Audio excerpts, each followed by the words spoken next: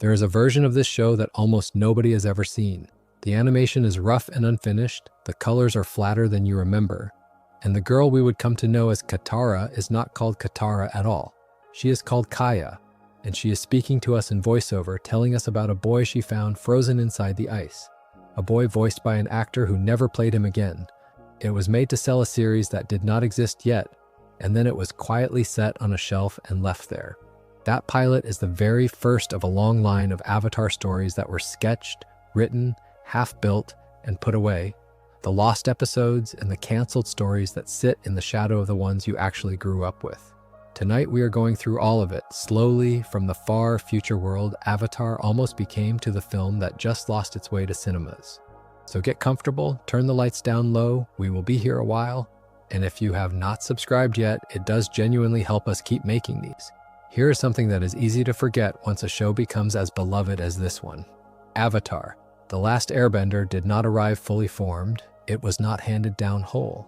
Before it was the tightly plotted 3-book story that people now treat as one of the best pieces of television animation ever made, it was a handful of drawings and a scramble, and the version that survived is only one of the many versions that could have. The two men at the center of it, Michael Dante DiMartino and Bryan Konietzko, have told the story in interviews often enough that the outline is well documented, and that outline is a little absurd when you actually sit with it. The whole concept, the elemental martial arts, the world modeled on Asian and imperial history, the 4 nations and the boy who could bend all of them, came together in something like 2 weeks. Konietzko has described sketching the earliest versions of Katara and Sokka roughly an hour before he and DiMartino walked into the pitch. That is the origin of a series people now write university essays about, an hour of drawing before the meeting and a couple of frantic weeks of assembly before that. What I find myself returning to is not how fast it came together, but how differently it could have gone, because the earliest ideas were not small tweaks, they were whole other shows. One of the first directions the creators played with was setting Avatar thousands of years in the future, as science fiction rather than a world drawn from the past. Think about that for a second, because it is not a minor stylistic choice. Everything that gives Avatar its texture, the calligraphy, the tea houses, the imperial courts, the martial arts styles that were each carefully matched to a bending discipline, all of it comes from the decision to look backward into history instead of forward into some imagined future. Keep the science fiction framing, and the series would not simply have looked different, it would have meant something different. The reading I would offer is that Avatar found its identity by subtraction, by discovering what it was not, and one of the very first things it decided not to be was a story about the future. Then there is Appa, the great 6-legged sky bison, the one animal that carries the whole cast across the world and becomes, over 3 seasons, something closer to a character than a vehicle, was very nearly a dog. In the earliest thinking, the flying companion was going to be a smaller, more ordinary sort of animal, and the whole travel logic of the story would have shifted with it. Even more striking, Aang was originally imagined as the caretaker of an entire herd of flying bison, not the keeper of one. That herd shrank to a family, and then the family shrank to a single animal, Appa, and the reason given for the shrinking is one of the more telling production notes in the entire history of the franchise. They cut the herd down to control the size of the cast, to keep the story manageable. But look at what that practical decision did to the meaning of the finished series. Appa alone, the last of the sky bison shown to us, becomes an echo of Aang himself, the last of the air nomads. The loneliness that hangs over the airbending storyline, the sense of a whole culture reduced to one boy and one animal, exists partly because a team of writers needed to keep their cast list short. A budget instinct turned into one of the more emotionally resonant facts in the world. That is the part that gets me about early development stories. The accidents so often become the soul. The early sketchbooks held other ghosts too. There are early designs for Iroh and for Azula that look markedly different from the characters who reached the screen, faces and body shapes that were tried and discarded before the final versions settled. None of this is unusual for animation. Every production has a graveyard of abandoned drawings behind it. But Avatar is unusual in how completely the finished versions have crowded out the alternatives in our memory. It is almost impossible now to imagine Iroh as anything other than the round, warm, tea-loving old general he became, or Azula as anything other than that particular knife edge of blue fire and control. And yet somewhere in a pile of early art there were other Irohs and other Azulas. versions that did not make it, roads the creators chose not to take. Tonight is, in a way, a tour of those roads. Not the series you know, but the shows around it. The ones that were imagined and set aside, and what their existence tells us about the one that survived. Which brings us properly to the pilot, because the pilot is not a rumor or a lost artifact. It exists, you can watch it, and it is one of the strangest things in the whole franchise. A full, alternate first look at the story you love. It was made as a low-budget, pre-production test, the kind of thing a studio builds not to broadcast but to prove that an idea can walk. The animation was handled by a Korean studio, and the entire point was to give Nickelodeon executives something to look at. A few minutes of moving pictures that could carry the pitch further than a stack of drawings ever could. Watch it now, knowing the finished series as intimately as most of us do. And the effect is uncanny, like hearing a familiar song played in a slightly wrong key. Everything is recognizable and nothing is quite right. Start with the name, because the name is the detail that stops people cold. In the pilot, the girl is called Kaya, not Katara, Kaya. And a small production choice here rippled forward into the finished series in a way most viewers never realize.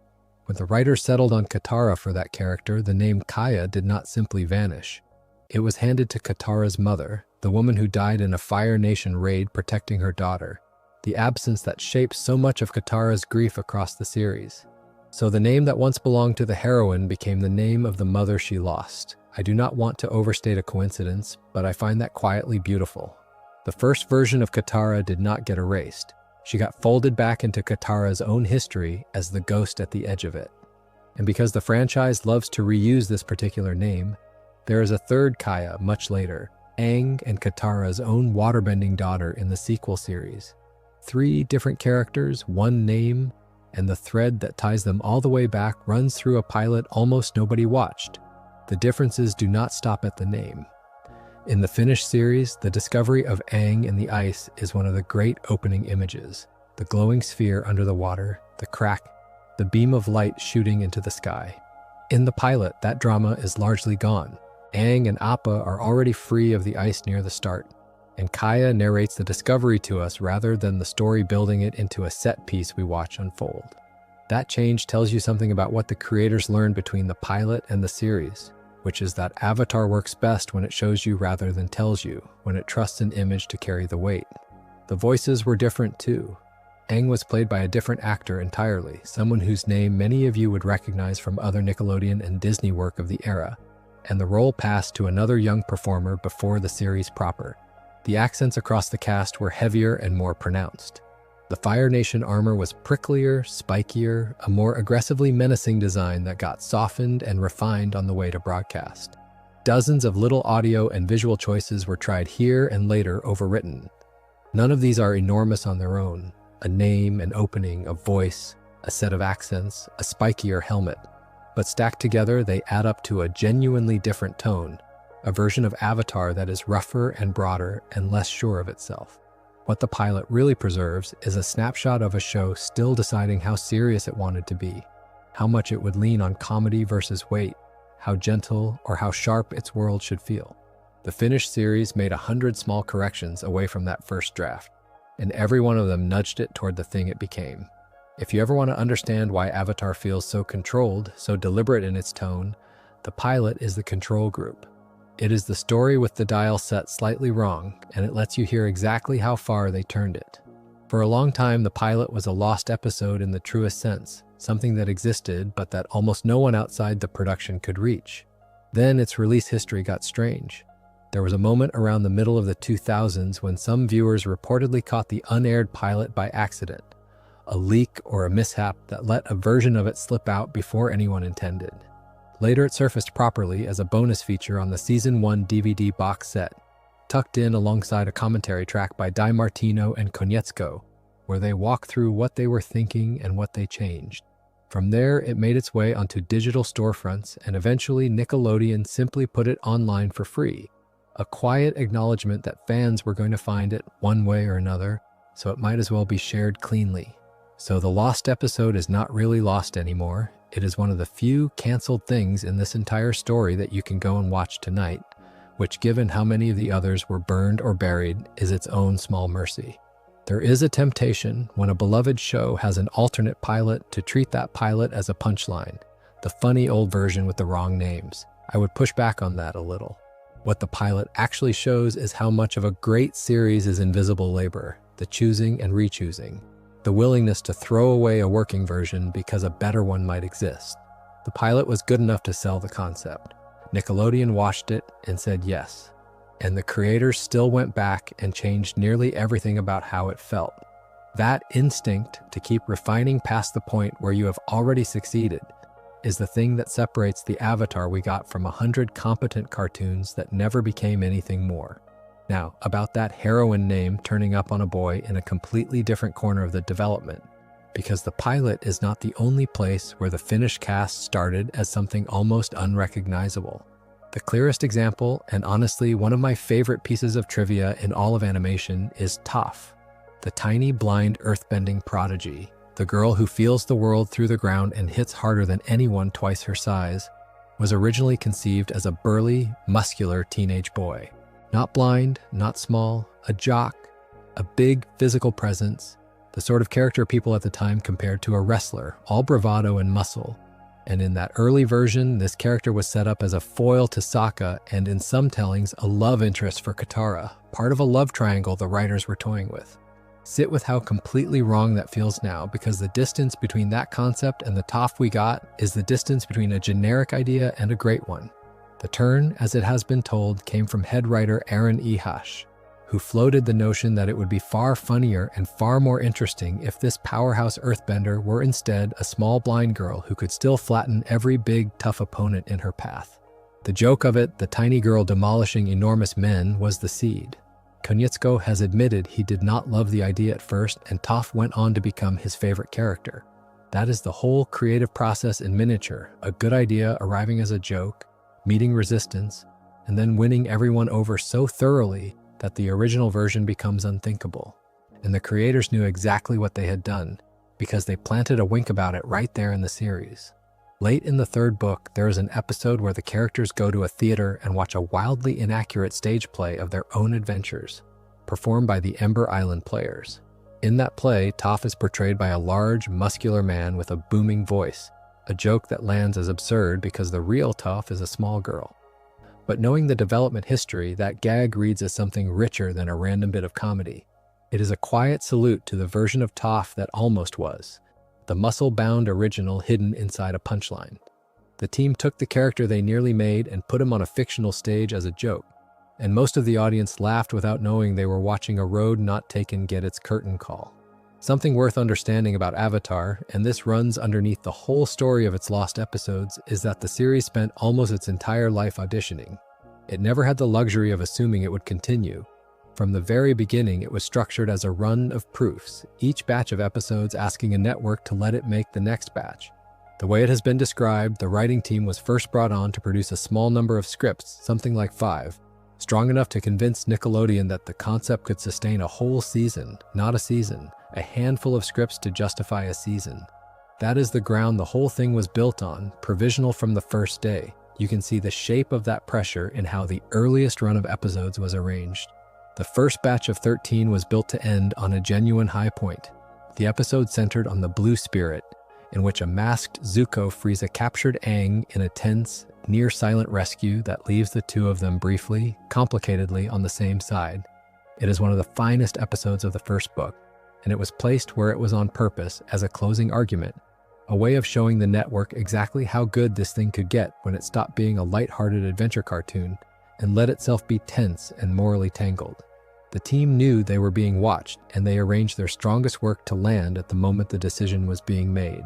There is something a little heartbreaking in that, a show having to perform its own worthiness rather than simply being allowed to exist. What this means is that the version of Avatar we think of as inevitable, the confident masterwork, was for years a fragile proposition kept alive one renewal at a time. And that fragility came closest to killing it in the gap between the second and third books, which is to my mind the single most important near miss in the entire history of the franchise, and the one most fans have never heard about. Here is what happened laid out plainly. The second book ends on the darkest note Avatar had yet struck. The great Earth Kingdom capital, Ba Sing Se, falls from within, betrayed rather than conquered. Azula, cold and brilliant, engineers a coup. Zuko makes the choice that damns him for most of a season, siding with his sister against his uncle.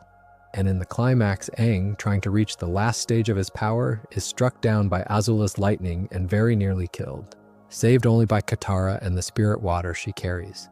It is a stunning, deliberately unresolved place to leave a story the hero literally brought to the edge of death, the villain's ascendant, the city lost.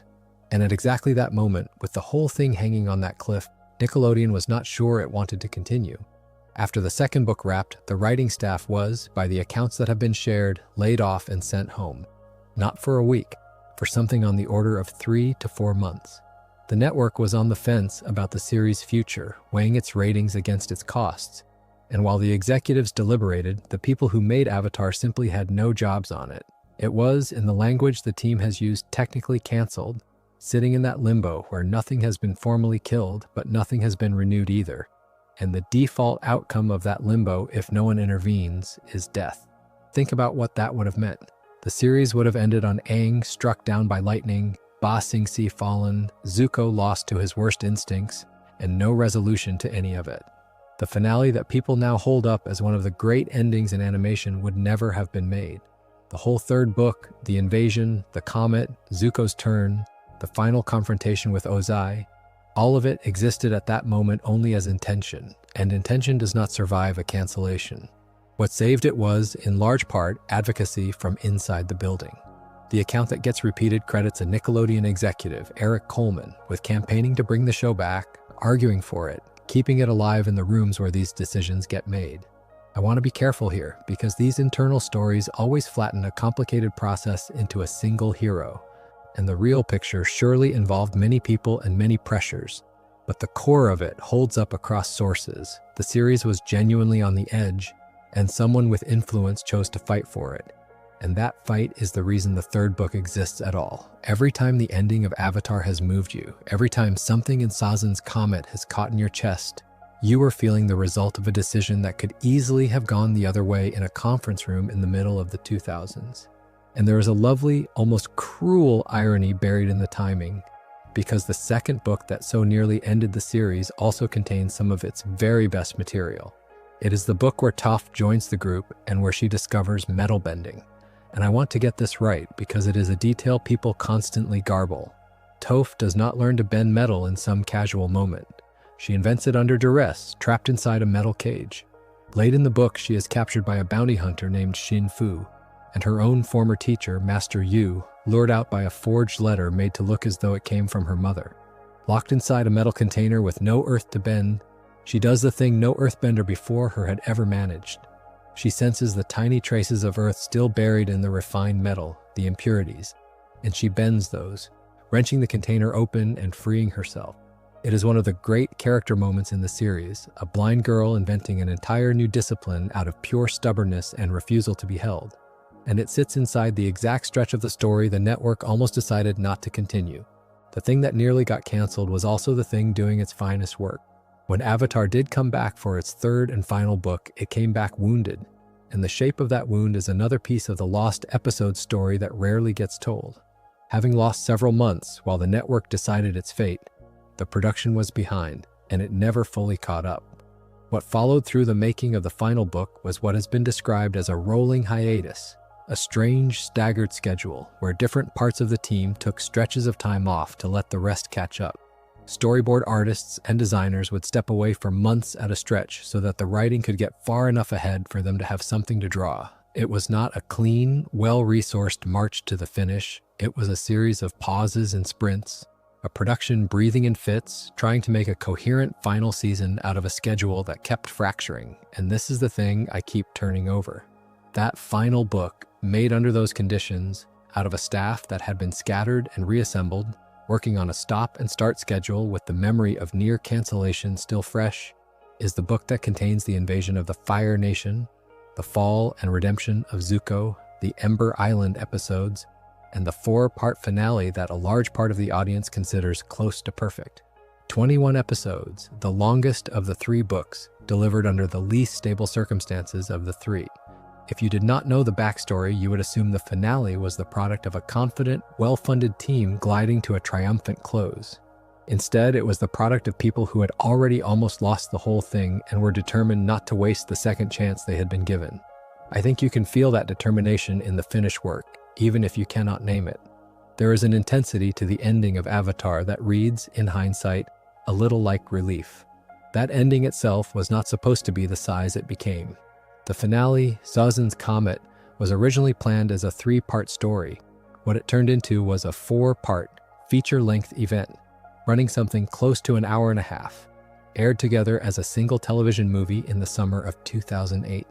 The story simply demanded more room than it had been allotted, and the team expanded it to give the ending the space it needed. It was directed by a group of Avatar's key directors and written by DiMartino and Konietzko together with Aaron Ehash, the same head writer whose joke had turned Toph from a muscle-bound boy into the character we love. And it carried at its center the single most debated creative decision in the entire series, a decision that is itself a story about a road Avatar refused to take. The problem the writers had backed themselves into was genuine and hard. Aang, across 3 books, had been built as a pacifist, a boy raised by monks in a culture that held all life sacred, the last of a people who were slaughtered precisely because of their gentleness. And the story was driving him toward a final confrontation with Fire Lord Ozai, a tyrant on the verge of burning down an entire continent, a man who by every conventional logic of storytelling needed to die at the hero's hand for the ending to feel earned. The expected version of this ending, the one the whole grammar of action storytelling points toward, is that Aang kills Ozai. That is the road the show would not take. Aang refuses. He refuses even when everyone around him, and arguably the audience, expects him to strike the final blow, because to kill would be to betray the deepest thing about who he is. The solution the series reached for is the one people have argued about ever since. On the eve of the final battle, Aang encounters an ancient lion turtle, a vast primordial creature, which grants him knowledge of an older form of bending, energy bending, the ability to bend the energy within a person rather than an element. In the climactic fight, instead of killing Ozai, Aang uses this power to strip Ozai of his firebending entirely, leaving him alive but permanently powerless, a defeated tyrant with the thing that defined him removed. It is an ending that lets Aang win without abandoning his principles. And it is also an ending a lot of viewers have called a convenient rescue, a power introduced very late to solve an impossible problem. Both of those readings are fair, and I do not think you have to choose between them. What I would say is that the very existence of the debate is proof of how seriously Avatar took its own hero. A lesser series would have let Aang kill and called it growth. Avatar tied itself into a knot rather than break its own character, and then it invented a way out of the knot, and the fact that the way out feels a little sudden is the visible seam where a show refused an easier ending it could have had. The clean, brutal finale where the hero kills the villain is, in its way, another lost episode, the version of Sozan's Comet that would have been simpler to write and that the show deliberately left unmade. Not every lost thing in Avatar is a whole episode or a whole season. Some of the strangest absences are single moments the series was not allowed to show you directly, scenes that exist in the story but were hidden inside the way they were staged, and the clearest example is the death of Jet. If you have watched the second book, you will remember Jet, the charismatic, dangerous young freedom fighter who first appears leading a band of orphaned children in a guerrilla war against the Fire Nation, and who returns later, brainwashed and then broken by the authorities of Ba Sing Se. In his final scene, deep beneath the city, Jet is gravely wounded in a fight, and Avatar does something very deliberate. It does not show him die. It stages the moment so that we see him hurt, lying on the ground, telling the others to go on without him, insisting he will be fine. And then comes the exchange that tells you everything. As the group hesitates, Toph, who can sense heartbeats and physical states through the ground, and has effectively become the show's living lie detector, quietly says that he is lying. The others leave. The camera does not linger on a body. Jet is simply left behind, wounded, alone in the dark.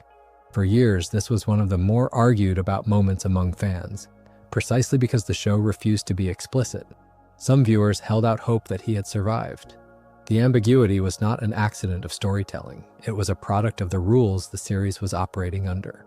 Nickelodeon, as a children's network, was reluctant to show a young character dying on screen, and so the writers found a way to tell you Jet was dead without letting you watch it happen, folding the death into implication and into Toph's 3 quiet words. What makes this more than a piece of clever staging is how the network itself eventually confirmed it.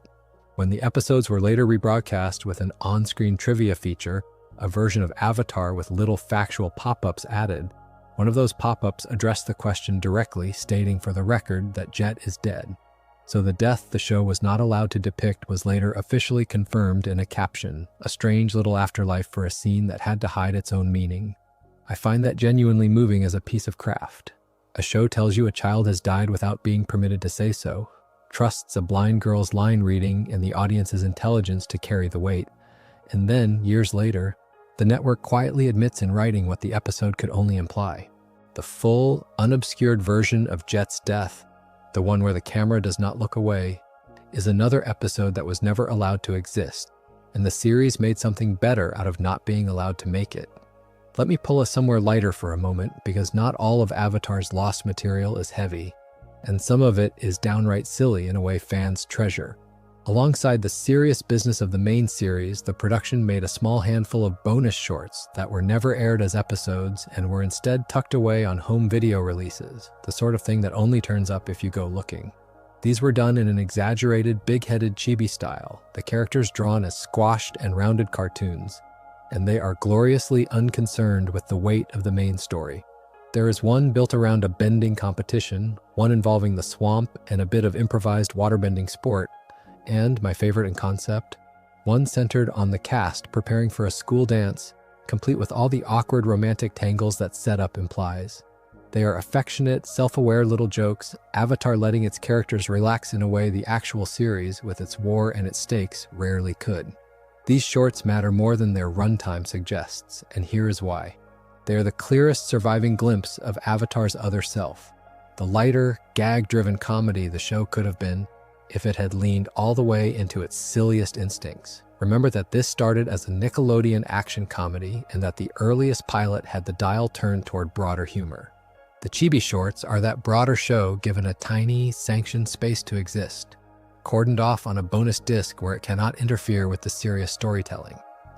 Watching them, you can feel the alternate universe Avatar, the one that stayed a pure comedy and never grew into tragedy, waving at you from the corner. And there is something a little poignant in the fact that this playful version only got to live in the margins, on home video extras, as a treat, rather than as the main event. The series chose to be serious, and it earned everything that seriousness gave it, but it kept a small door open to the version of itself that just wanted to have fun. Around those shorts, there is also the ordinary graveyard of any animated production, the deleted and altered material that gets trimmed on the way to broadcast. Individual scenes cut for time, moments reworked, small changes made between the storyboard and the final cut. This kind of material rarely survives in a watchable form, and Avatar is no different. Most of what was cut is gone, or exists only as descriptions in commentary tracks and interviews. The creators mentioning in passing that a scene used to run longer, or that a beat was moved, or that something did not make it. It is the least glamorous category of lost episode, the ordinary attrition of making television, but it is worth naming because it is the ground truth underneath all the more dramatic stories. Every finished episode you love is already a cut-down version of something slightly larger, and Avatar as broadcast is itself a kind of survivor, the version that made it out of the editing room while other versions did not. I have a soft spot for that category precisely because it is so unglamorous. Nobody makes a documentary about the scene that ran 4 seconds too long. But every one of those tiny cuts was a judgment call by someone who cared, a person in a dark room deciding this beat lands and that one drags, and the sum of 10,000 invisible decisions like that is the difference between a show you merely tolerate and a show you carry with you for 20 years. The polish you cannot see is most of the polish there is. Now we come to the largest category of lost episodes in all of Avatar, which is not the episodes that were cut, but the episodes that were deliberately never written, the stories the show chose to leave as open questions rather than answer on screen. The best known of these, the one the finale points a spotlight at and then walks away from, is the question of Zuko's mother. Late in the final book, after Zuko has turned against his father and stood with the heroes, He goes to Ozai in his prison cell with one demand that has nothing to do with the war or the throne. He wants to know what happened to his mother, Ursa, who vanished from his life years earlier under circumstances the series has kept deliberately murky. Ozai begins to respond, and the series cuts away. It ends without telling you. The single most personal question Zuko has carried across 3 seasons is raised in the finale, and then, pointedly, left hanging in the air. That was not sloppiness, it was a choice, and the creators knew when they made it that they were leaving a thread untied on purpose, trusting that the story of Ursa was too big and too tender to resolve in a rushed line of finale dialogue. For years, it simply sat there as the great open question of the franchise, the mother-shaped hole at the center of Zuko's story. And the answer, when it finally came, did not come as an episode at all. It came as a comic. In 2013, the story of Ursa was told across a 3-part graphic novel called The Search, published by Dark Horse, written by Jean Luen Yang, working closely with DiMartino and Konietzko, so that it would carry the weight of actual canon rather than being a side story. And the answer it gives is stranger and more haunting than a simple reunion. Ursa, it turns out, had left the Fire Nation capital and returned to a small village where she had loved a man before she was forced into her royal marriage. To escape the pain of her old life and the memory of what she had been made to do, she went to a powerful spirit, the Mother of Faces, and asked to have her face changed and her memories of her royal past taken from her. She was given a new face and a new identity, living as a woman named Noriko, no longer remembering that she had ever been Ursa or that she had ever had a son named Zuko. When Zuko finally finds her, he finds a woman who does not know him, and the reunion has to be earned twice, once by finding her and again by restoring who she was. It is a genuinely aching story, and it is completely canonical, and it exists entirely outside the animated series. If you only ever watched the show, you never learned any of it. The answer to the finale's biggest question lives in ink, on paper, in a book a lot of viewers do not even know exists. I keep coming back to how deliberate that is because it reframes what a lost episode even means for this franchise. The series did not run out of time to tell us about Ursa. It decided that some stories were better told later in another form with room to breathe, and it planted the question in the finale like a seed it intended to grow somewhere else. The Search is, in every way that matters, the episode Avatar chose not to animate, and the strange thing is that it might be better for having been a comic given the space and the quiet that a book allows. And Ursa's story is only one thread in a much larger continuation most casual fans never follow, because the animated series was never really the end of Aang's story. It was the end of the televised part of it. The story kept going in a line of graphic novels the creators treat as the official continuation, the true canon of what happens after the war ends. It runs in a fairly clear order, beginning with The Promise, which deals with the fragile aftermath of the war and the impossible task of untangling 100 years of Fire Nation colonization. Moving through The Search and its resolution of Ursa, then the Rift, then Smoke and Shadow, then North and South, and on to Imbalance, each one taking on a piece of the world's healing. Avatar never had time to dramatize. Together they form something close to a 4th book, a whole additional season of story that exists only on the page. What that continuation contains is exactly the material a show usually skips, and that is what makes it precious. The war ending is the easy part to imagine. What comes after is not. How do you give back land that has been occupied for generations when the people living there now were born there? What happens to a Fire Nation taught for a century that it was superior? How does Zuko rule a nation shaped entirely by his father's cruelty? And how does he do it while haunted by the fear that he might become his father? These are the questions the comics take on, the unglamorous, difficult, deeply human aftermath. And they are questions the triumphant tone of a series finale could never really sit with. The animated Avatar ends on victory. The comics live in the far harder territory of what victory costs and what it fails to fix. I would argue that anyone who loves the show and has never read them is missing an entire dimension of the story, a set of lost episodes hiding in plain sight on a bookshelf, telling you what the ending was too joyful to admit. If the comics are the continuation that succeeded, the live-action film is the continuation that spectacularly failed. And it failed in a way that killed not one story but three. In 2010, a live-action movie adaptation of the first book arrived, directed by M. Night Shyamalan, titled simply The Last Airbender, dropping the word Avatar from the front for reasons we will get to later in the night. And this is the part a lot of people do not realize. That film was never meant to stand alone. It was planned as the first installment of a trilogy, 3 films that would have adapted the 3 books of the animated series in turn. The first covering water, with sequels intended to bring earth and fire to the screen. The whole televised saga was going to be retold in live action across 3 movies, a complete cinematic version of the story. That is not what happened. The film was met with heavy criticism from critics and from a large part of the series' own fanbase alike, and it did not perform the way a trilogy launcher needs to.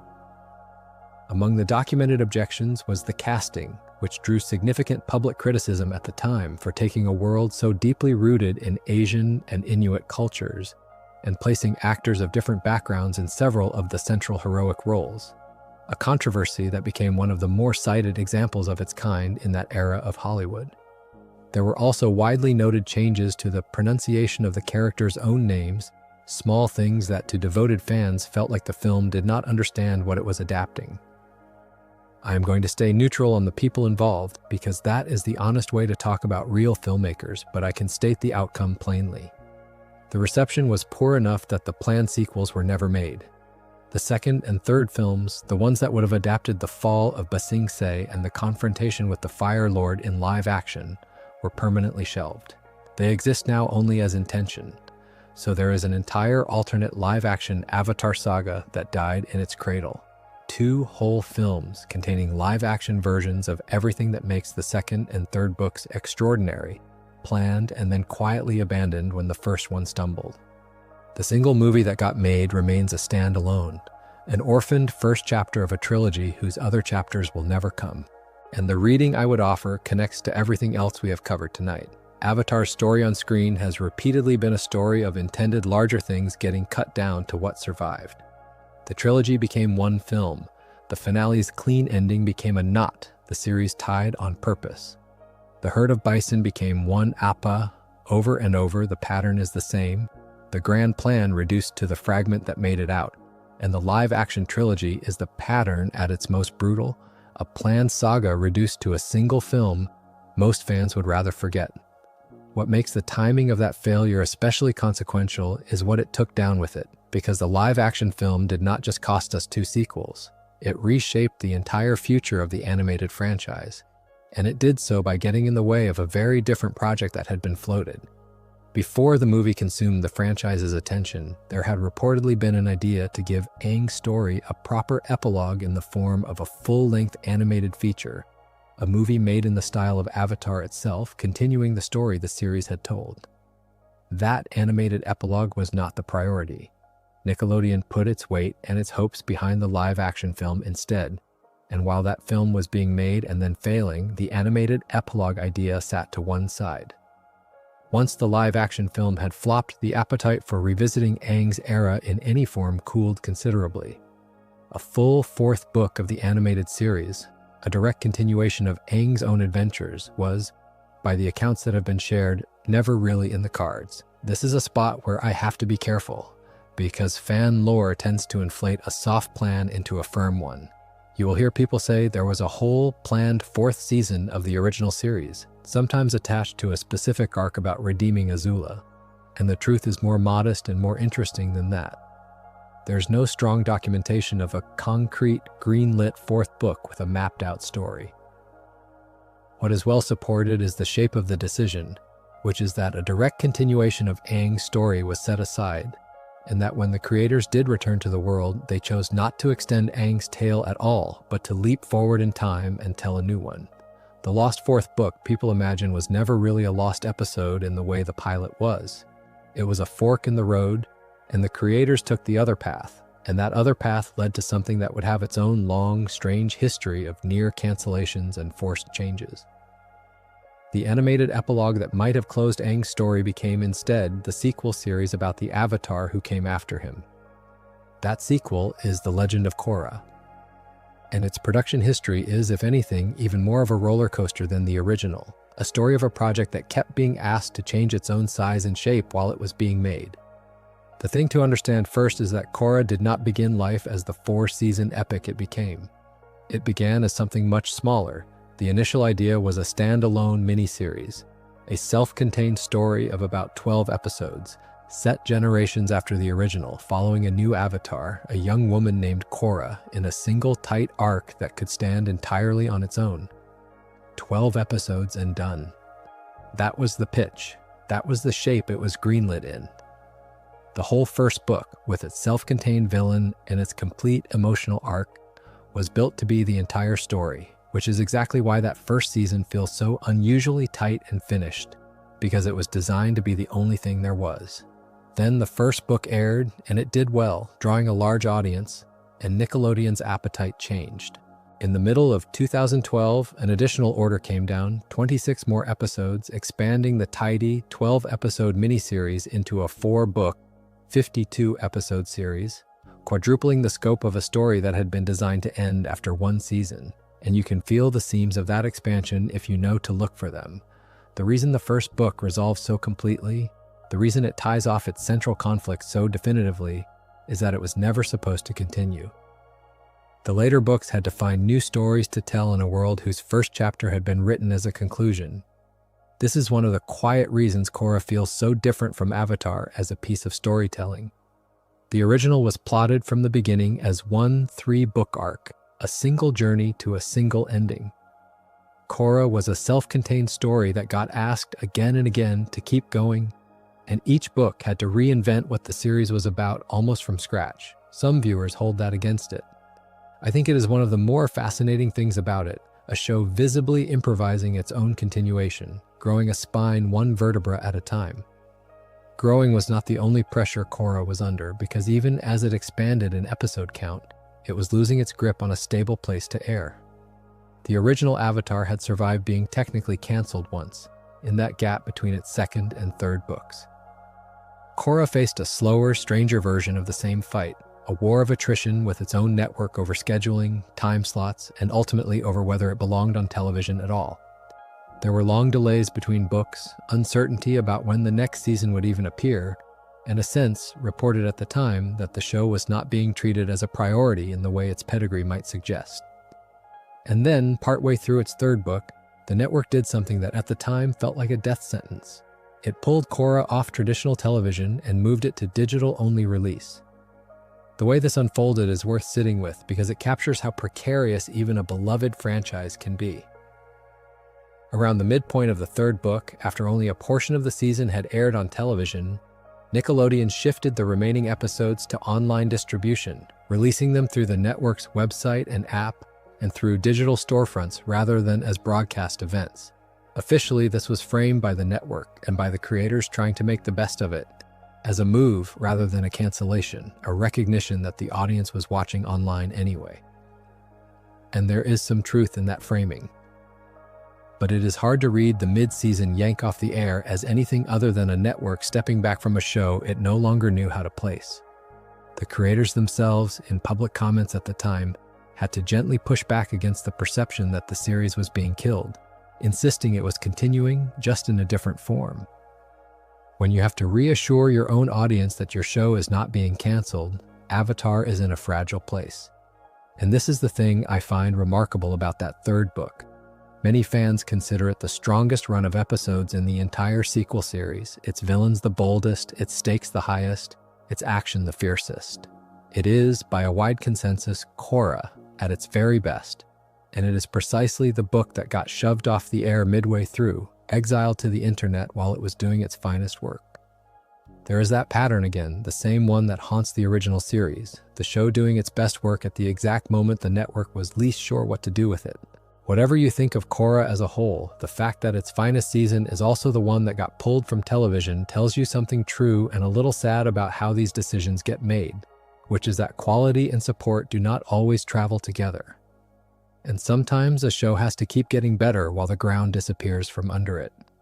The 4th and final book of Korra, carried the clearest scar of all, a piece of the series that exists in the shape it does purely because of money. Book 4, titled Balance, is set a few years after the events of the third book and premiered digitally in the autumn of 2014. And going into that final season, the creators were handed a hard constraint. Nickelodeon reduced the budget for the book, cutting it down by an amount reported to be roughly the cost of producing a full episode. That put DiMartino and Konietzko in a painful position. A budget cut of that size usually means letting people go, laying off members of the crew to balance the numbers. They did not want to do that. So they found another way to absorb the loss, and the way they found is one of the more openly acknowledged compromises in the whole franchise. They made a clip show. One episode of that final book, called Remembrances, is built largely out of recycled animation from earlier in the series, the characters recalling past events, with those memories illustrated by footage that had already been produced. A clip show is one of the oldest budget-saving tricks in television, a way to fill an episode slot at a fraction of the usual cost by leaning on material you already have. And the creators reached for it deliberately, choosing to sacrifice one episode's worth of new animation so they would not have to sacrifice any of the people who made Avatar. They have been candid about this, about not being especially proud of that particular episode and about why it exists. And I find that honesty admirable. It would have been easy to hide the reason. Instead, they were open that the final season of one of the more acclaimed animated series of its era had to eat a clip show to protect its own crew from a budget cut. The lost episode here is the real fourth book story that Remembrances stands in for, the fully animated episode money would have allowed, and did not. And yet, out of that same under-resourced, digitally exiled, budget-starved final book came the single most historic moment in the entire franchise. So let me give it the space it deserves. The legend of Korra ends with its two leads, Korra and Asami, choosing to travel together into the spirit world. And in the final shots, they stand facing each other, take each other's hands, and share a look the creators have since confirmed, without ambiguity, was the beginning of a romance between them. For a show on a children's network in that era, ending your entire series by pairing your female lead romantically with another woman was unprecedented, a door that television aimed at young audiences had essentially never walked through before. The finale itself, bound by the standards of the moment, could only go so far in depicting it, which led to years of people insisting it was just a close friendship. But the creators addressed that directly afterward, and the relationship was continued and made explicit in the comics that followed, particularly in the story Turf Wars. So let me be plain about this, because writers still drift into treating it as an open question. It is not ambiguous, it is canon. Korra and Asami are a couple, confirmed by the people who made them. I love that these two things share a season because it tells you something about how art actually gets made. The same final book that was so short on money it had to run a clip show is the final book that made history with its last two shots. Constraint and courage sitting side by side. A network that would not fully fund the animation, and creators who used the ending that same network gave them to do something braver than anyone expected.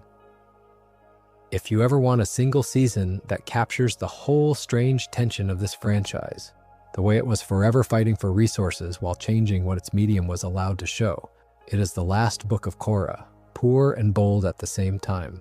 There is one more thing Korra did that belongs in any honest accounting of lost stories, and it is the biggest one of all, bigger than any single canceled episode, because it is a story the franchise permanently removed its own ability to tell.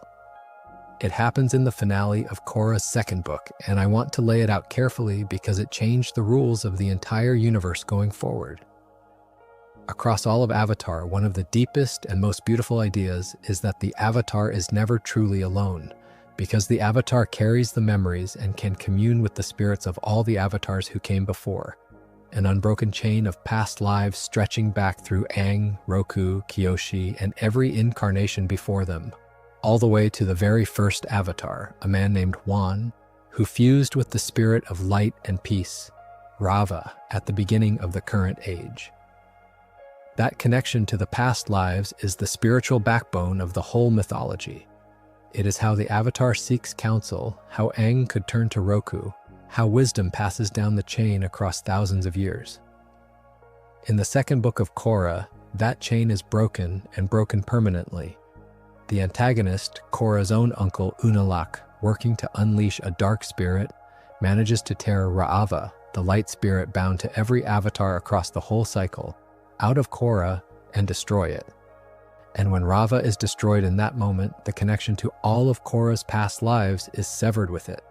Every previous avatar, the entire chain back to one, is cut off in a single stroke. Now, Korra does not stay powerless. Rava, being an eternal spirit, is reborn, and Korra is reunited with it and restored as the avatar. But the load-bearing detail, the one even devoted fans sometimes forget, is this. The reconnection to Rava did not restore the link to the past lives. That was gone for good. After the second book, Korra can no longer commune with Aang, or Roku, or Kyoshi, or any of the avatars who came before her. The chain that stretched back thousands of years was not damaged. It was ended. Think about the enormity of that as a creative decision, because it is staggering. In one plot turn, the franchise deliberately deleted its own most powerful storytelling device, the ability to summon any past avatar for guidance or drama or revelation. Every future story set after that moment loses the option of bringing Aang back for a word of counsel, of leaning on Kyoshi's ferocity or Roku's regret. The writers took a tool that had been central to the mythology since the very first episode of the original series and threw it into the sea. It is the single largest canceled story in all of Avatar, not an episode that was cut, but an entire category of future episodes that can never now be written. And it is easy to see it as a loss, a self-inflicted wound. But there is another reading, the one I lean toward, which is that it was an act of narrative courage as bold in its own way as the Korrasami ending. It forced Korra to stand alone, without the ghosts of 1,000 predecessors to guide her, to become an avatar defined by isolation rather than inheritance. The franchise gave up its safety net on purpose, and every story that comes after Korra now has to be told in the shadow of that severed chain. While the animated series were fighting their budget wars, another whole body of Avatar story was being told in a form most people who only watch the shows have never touched. And it is worth slowing down for, because these are, in a very real sense, episodes written for the page instead of the screen. There is a line of full-length novels published under the banner of the Chronicles of the Avatar that reach back into the deep history of the world and tell the stories of avatars who lived long before Aang, the predecessors we only ever glimpsed in the shows as ghosts and statues and brief flashes of past lives. The first two, written by F.E.C. Yee with Michael Dante DiMartino advising to keep them in line with canon, tell the story of Kyoshi, the towering, fierce, famously long-lived Earth Kingdom Avatar fans had wanted to know more about for years. The Rise of Kyoshi and the Shadow of Kyoshi take a character who existed in the series mostly as a legend, an intimidating warrior in face paint remembered for her ruthlessness, and give her a full life, a childhood, a struggle, a path to becoming the avatar that is nothing like the polished legend suggests. Then the novels moved even further back, to Yang Chen, the air nomad avatar who came before Kyoshi, in the dawn of Yang Chen and the legacy of Yang Chen. Yang Chen is a fascinating choice because she is spoken of within the shows as one of the greatest and most revered avatars of all, and yet an air nomad avatar carries a particular weight for anyone who knows what eventually happens to the air nomads. And the series has continued to pass into new hands, with later books in the line taken up by the author Randy Reibe, extending the project beyond its original creators. What all of these novels have in common is that they are telling the stories the animated medium never had the time or the money or the mandate to tell. The lives of the avatars who filled the thousands of years between Wan and Aang. Here's why I think these matter to A Night About Lost episodes. Every one of these past avatars was, at some point, a potential series or film of their own, a story that could have been animated and was not. Kyoshi alone, with her scale and her darkness and her devoted following, is exactly the sort of character a studio might have built a show around. Instead, her story lives in prose, in novels that sit a little outside the awareness of the casual fan. And that is not a failure. Prose can do things animation cannot, can sit inside a character's head, can span decades in a paragraph, can be published without 100 artists and a network's blessing. But it does mean that a huge amount of Avatar's richest history exists in a form most of its audience will never experience. An entire library of lives told quietly, in words, because telling them in pictures was never quite possible. The deep past of this world is not lost exactly. It is just shelved in the fiction section, waiting for readers who did not know it was there. All of which brings us to the modern era of the franchise, and to the organization built specifically to make the things this world had spent 2 decades not being able to make. In early 2021, Nickelodeon and its parent company established a dedicated studio, Avatar Studios, with DiMartino and Konietzko installed at the top as co-chief creative officers, given a mandate to expand the world across new series, shorts, spin-offs, and for the first time in a serious way, theatrical films. After all those years of the franchise's future being decided piecemeal, one renewal at a time, one budget fight at a time, here at last was an entire studio whose only job was to make more Avatar. On paper, it is the opposite of everything we have walked through tonight. Instead of a show fighting to justify its own existence, a whole institution created on the premise that this world deserves to keep growing. The flagship project of that new studio is, fittingly, the thing that got lost the first time around. Remember that animated epilogue to Aang's story, the feature film floated years ago, and then shelved when the live-action movie took priority. The first film out of Avatar Studios is, in essence, that lost project finally getting made, an animated feature continuing the story of Aang and his friends, set years after the events of the original series, showing us the older versions of the characters we grew up with.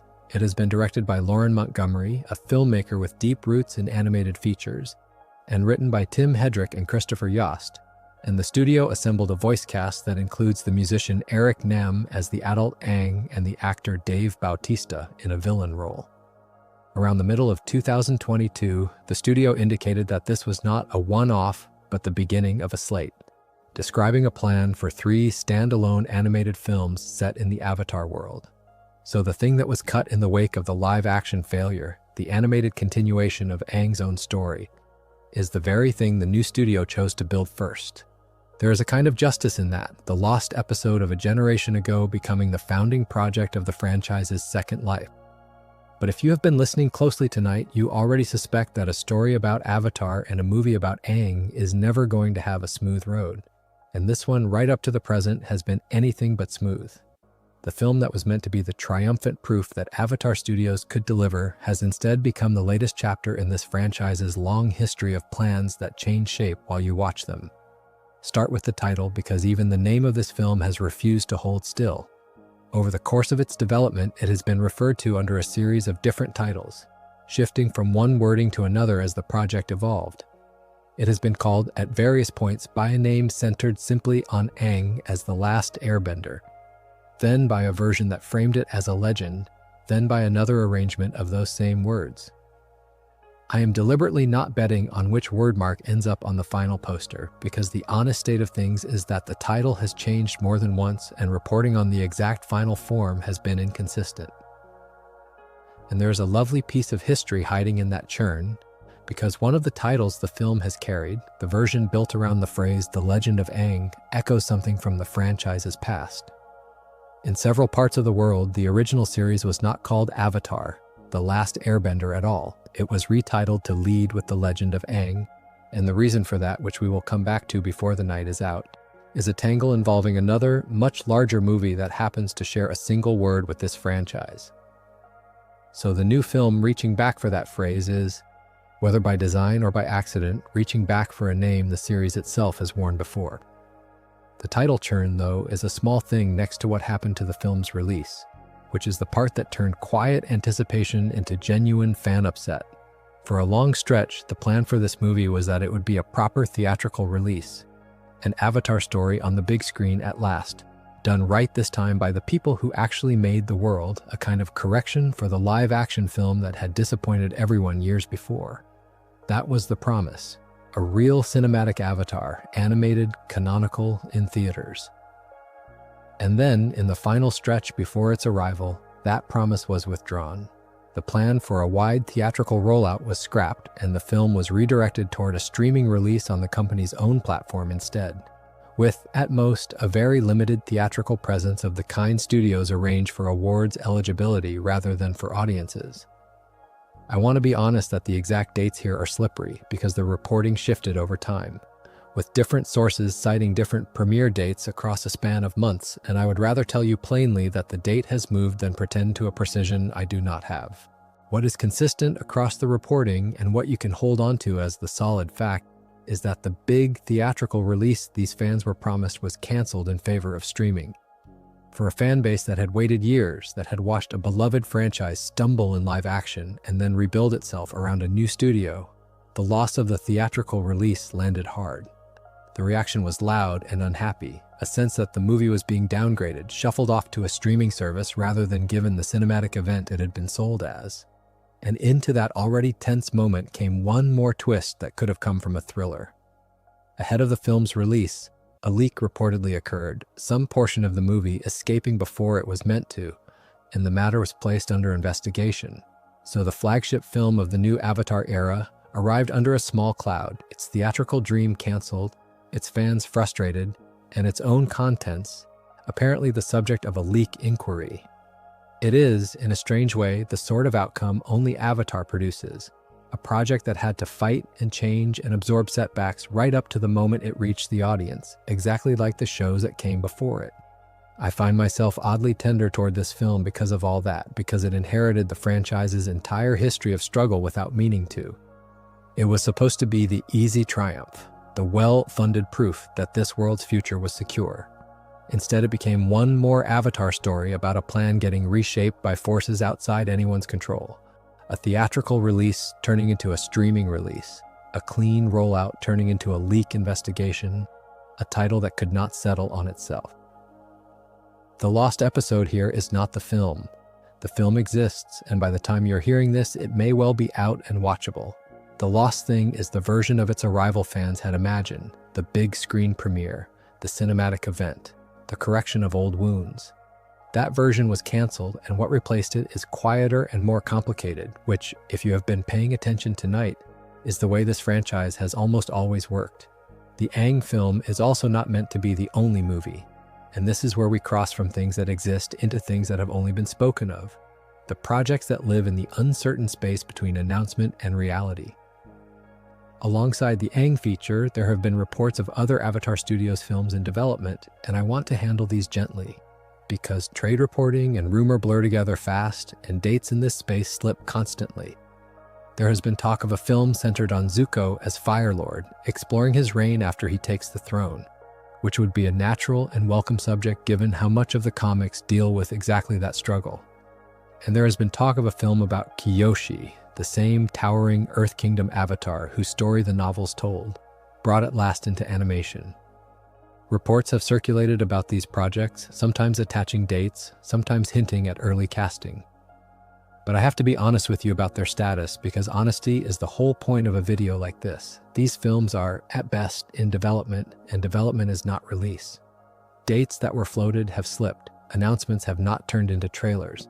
It is entirely possible that a Zuko film and a Kyoshi film will one day exist and be wonderful. And it is entirely possible that one or both of them will join the long list of Avatar projects that were talked about and never made.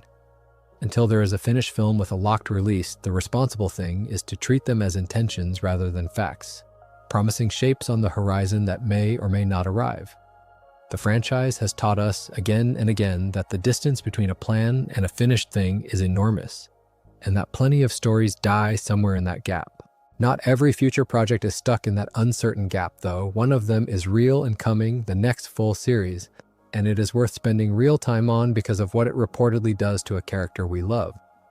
Avatar Studios has announced a new animated series called Seven Havens, and this is a significant thing because it will be the third main series in the franchise, standing alongside the original and Korra, and it is being made by DiMartino and Konietzko themselves rather than handed to other hands.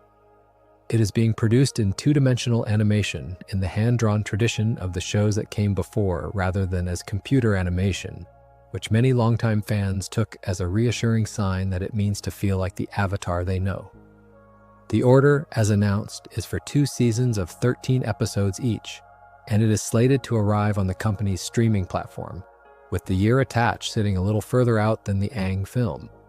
What makes Seven Havens startling is its premise, and I want to walk through it carefully, marking clearly what has been shown and what is being implied, because this is exactly the kind of thing fans will and should scrutinize.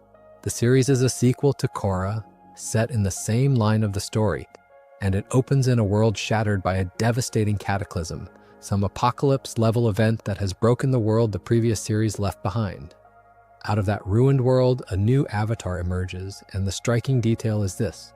The new avatar is an earthbender, a young woman named Pavi, who has a long-lost twin, and who discovers that she is the avatar, guided by a mentor figure.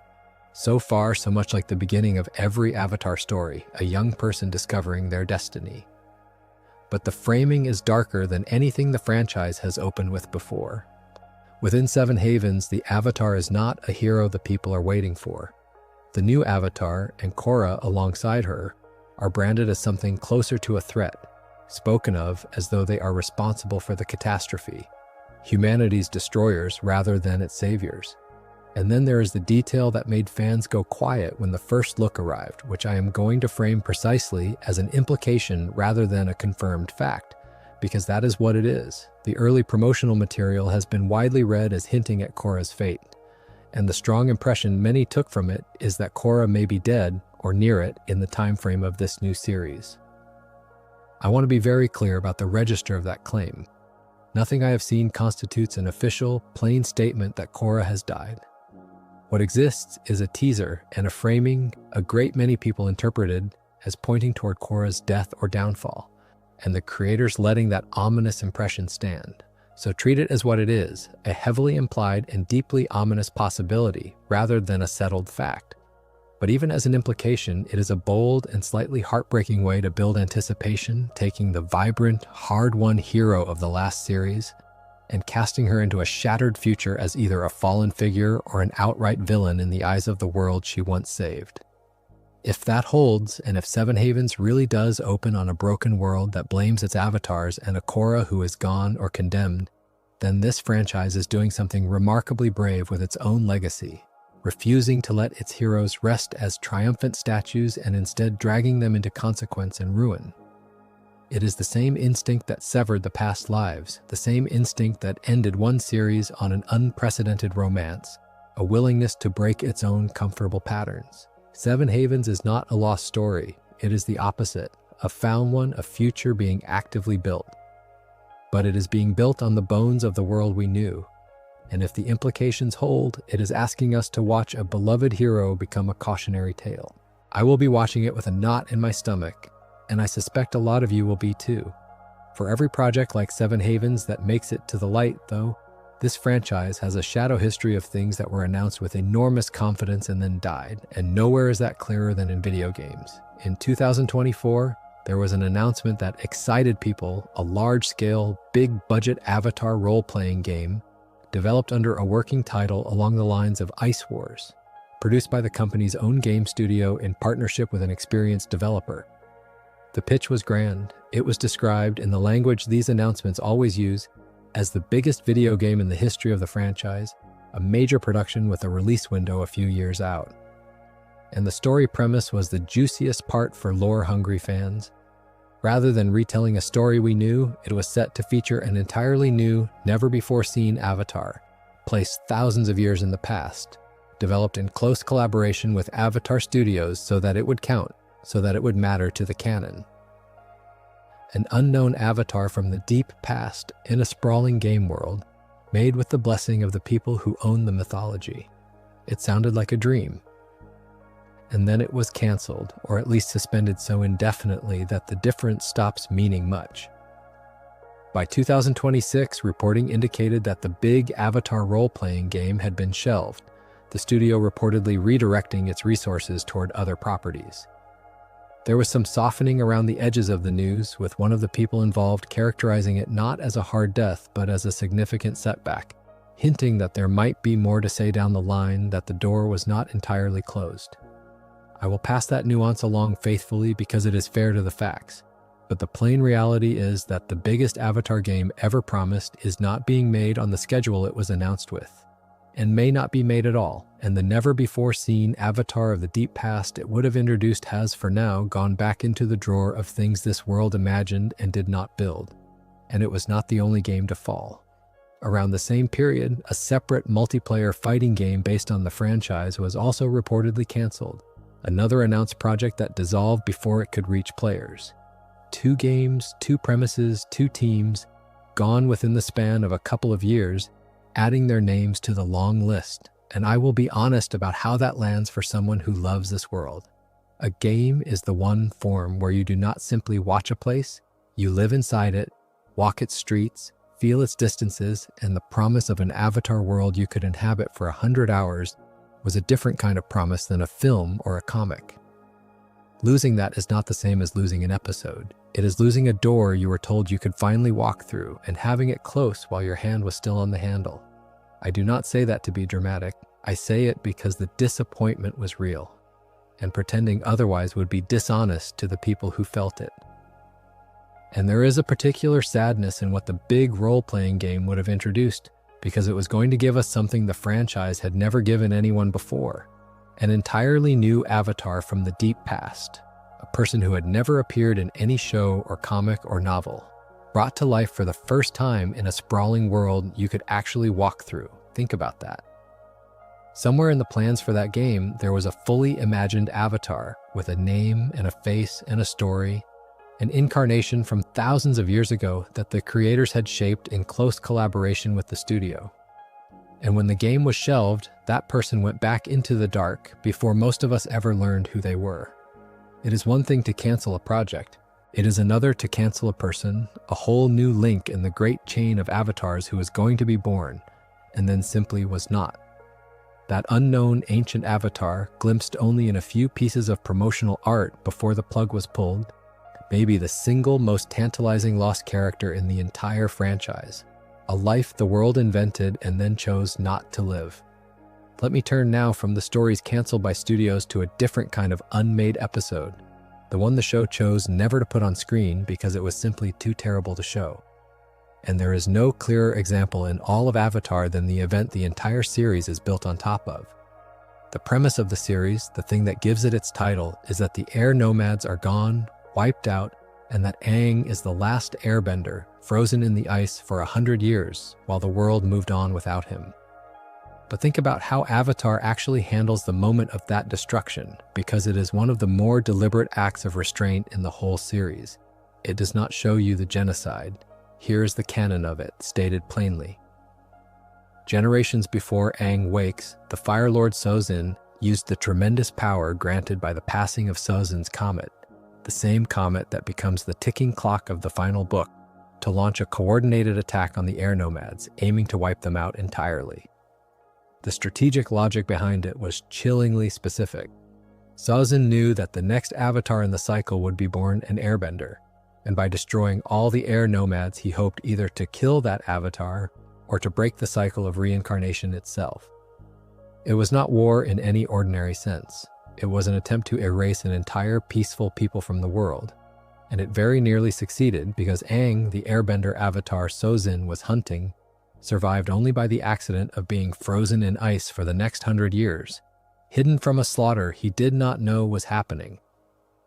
And the show, faced with the single darkest event in its own history, chooses not to dramatize it as a battle sequence. Instead, it lets Aang walk through the aftermath. When he returns to the Southern Air Temple expecting to find his home and his people, he finds silence, empty halls, a place gone still. And then, in the moment that has haunted an entire generation of viewers, he finds the remains of Gyatso, the monk who raised him and loved him, surrounded by the remains of the Fire Nation soldiers he took with him when he fell. The series does not need to show you the massacre. It shows you one old man's bones and the enemies he died fighting. And it trusts you to understand everything that means. That is a storytelling choice of enormous confidence. To build a whole series on a genocide, and then to depict that genocide almost entirely through absence, through empty rooms and a single devastating discovery. I think this is one of the more important lost episodes in all of Avatar precisely because its absence is the point. There is a version of this story that opens with the attack itself, that shows the temples burning and the monks falling, that gives you the violence directly. Avatar refused to make that version.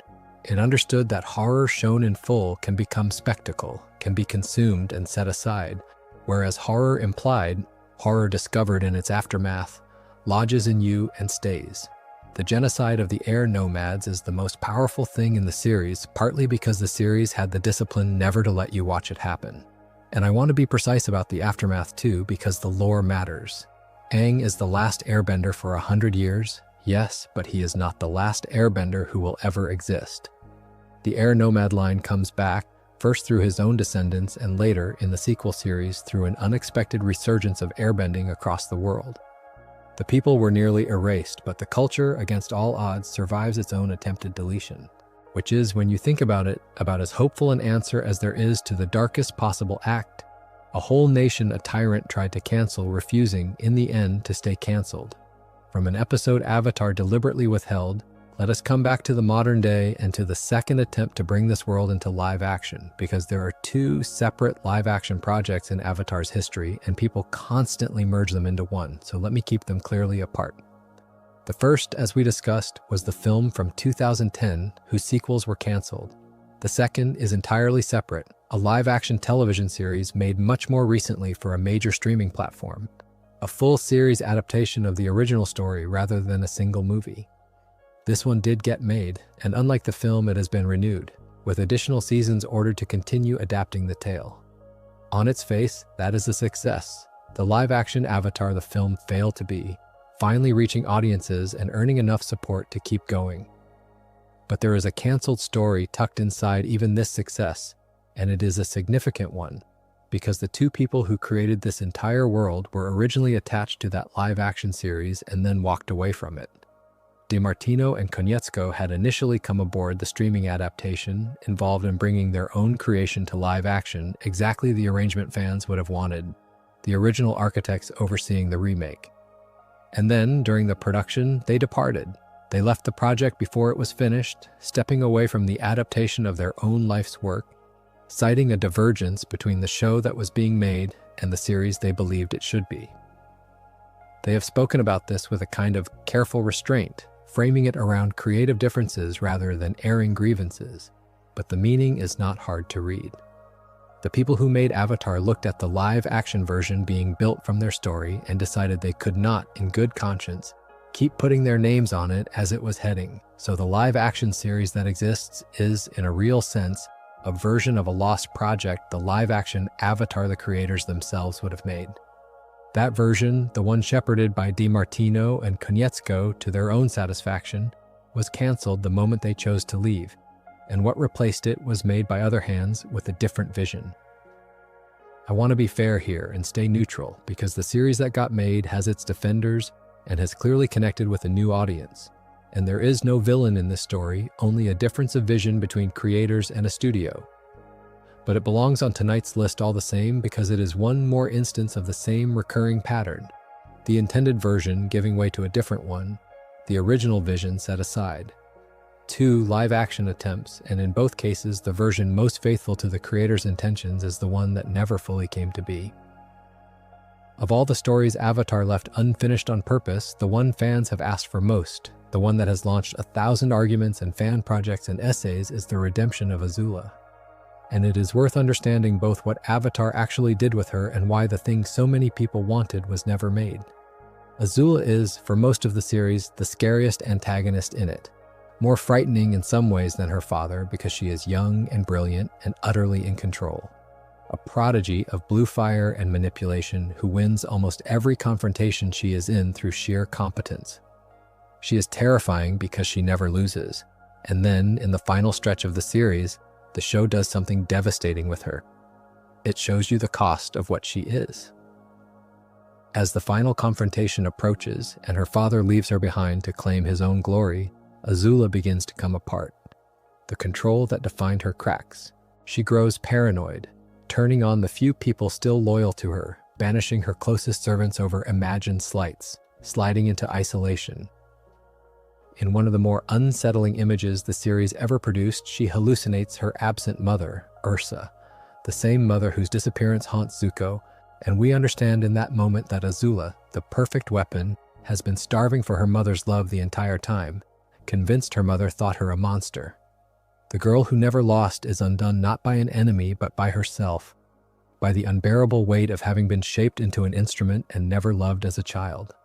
By the time of the final Agni Kai, the ritual firebending duel in which she faces her brother for the crown, she is no longer the immaculate villain. She is unraveling in real time. That duel is one of the great set pieces of the finale, and I will not walk through every beat of it, but the shape of its ending is the important thing. Azula, losing her grip, turns her lightning not on Zuko but on Katara.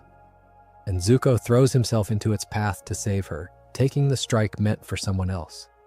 Katara, with Zuko down, ultimately subdues Azula not by overpowering her in fire, but by outmaneuvering her, trapping her, and chaining her down. And the series leaves Azula there, defeated, bound, weeping and screaming, her composure gone entirely. A broken girl where a terrifying prodigy used to be. It is one of the more emotionally complicated victories in the whole show because it does not feel like triumph. It feels like watching a child shatter. And then the series ends and Azula's story simply stops there, at the lowest point of her life, with no resolution, no healing, no redemption. That is the lost episode so many people have wanted for so long. The arc where Azula, like her brother before her, finds her way back from the darkness she was raised in. Zuko got that arc, one of the finest redemption stories in all of television, 3 seasons of slow, painful turning toward the light. And the symmetry of the 2 siblings makes the absence of Azula's redemption almost unbearable, because you can see the story it could have been, the mirror of Zuko's, the second child of a monstrous father clawing her way toward becoming something better. Avatar never made it, and here I need to connect back to something we touched on earlier, the myth of a planned 4th book of the original series built around exactly this, an Azula redemption season. As I said before, that concrete greenlit plan is not well supported by the record, and I do not want to hand you a comforting story that is not true. The more honest version is that Azula's redemption was never a canceled production. It was a road the story could have taken and did not, left deliberately open. The comics have circled it without resolving it. In the continuing graphic novels, particularly in the story dealing with smoke and shadow, Azula returns. And she is still unwell, still dangerous, still caught in the wreckage of who she was made to be. She becomes a fugitive figure, gathering followers, manipulating events from the margins, neither fully villain nor anything like redeemed. The comics are brave enough to keep her broken, to refuse the easy healing, to acknowledge that some damage does not resolve on a satisfying schedule. And I have come to think that Refusal is its own kind of artistic honesty, even if it aches. The redemption of Azula is the lost episode fans have begged for most precisely because the show made us understand her enough to want it, and then had the discipline or the cruelty to leave her exactly where her upbringing left her, at the bottom, unfinished. A warning about what happens to a child who is loved only for being useful. Whether that unfinished quality is a wound in the story or the truest thing about it is, I think, the single best argument this fandom has. And it is an argument precisely because the episode that would settle it was never made. Azula is not the only figure whose story continued past the screen only in ink, because Korra, like Aang before her, had her real ending told on the page. We talked about how the animated Avatar found its aftermath in a line of graphic novels, and the sequel series did the same. When The Legend of Korra ended on that image of Korra and Asami stepping into the spirit world together, it ended on a beginning, and that beginning was carried forward not in a 5th book of television, which was never made, but in comics. The first of them, dealing with turf wars in a Republic city still reeling from the events of the finale, is the story that took the relationship the series could only imply in its last 2 shots and made it explicit and real, letting Korra and Asami actually be a couple on the page in a way the network finale could not fully show. For a lot of fans, that comic is where the ending they were promised actually happened, the confirmation made undeniable. And the comics kept going from there, taking up the loose threads the series left dangling, most notably the fate of Kuvira, the formidable metal-bending commander who served as the final villain of Avatar, the self-styled Great Uniter who tried to forge the Earth Kingdom into a single controlled empire by force. The series defeated her, but left the question of what becomes of a conquered would-be dictator unresolved, And the later comics, dealing with the ruins of the empire she tried to build, take that question on directly, following what happens when a defeated tyrant has to face justice and, just possibly, the beginnings of accountability. It is exactly the kind of difficult, unglamorous aftermath story a triumphant series finale never has room for. The same territory the original series comics explored with the Fire Nation. The hard work of what comes after the war is won, so both avatars, Aang and Korra, share this in common. Their televised stories end on victory, and their real, complicated human aftermaths were told afterward. In books, a large part of their audience has never opened. The endings you saw on screen were, in both cases, not quite the endings. The endings kept being written, just somewhere you had to go looking to find them. There is a lost episode hidden in the very name of the show, and I promised earlier we would come back to it, so let us untangle it now because it is one of the stranger pieces of trivia in the whole franchise. The series is called Avatar, The Last Airbender, but the word the creators actually wanted, the core of the whole concept, was simply avatar. The idea of a person who embodies and channels a greater spiritual force, an old and rich word that sits at the center of the mythology. They could not have it.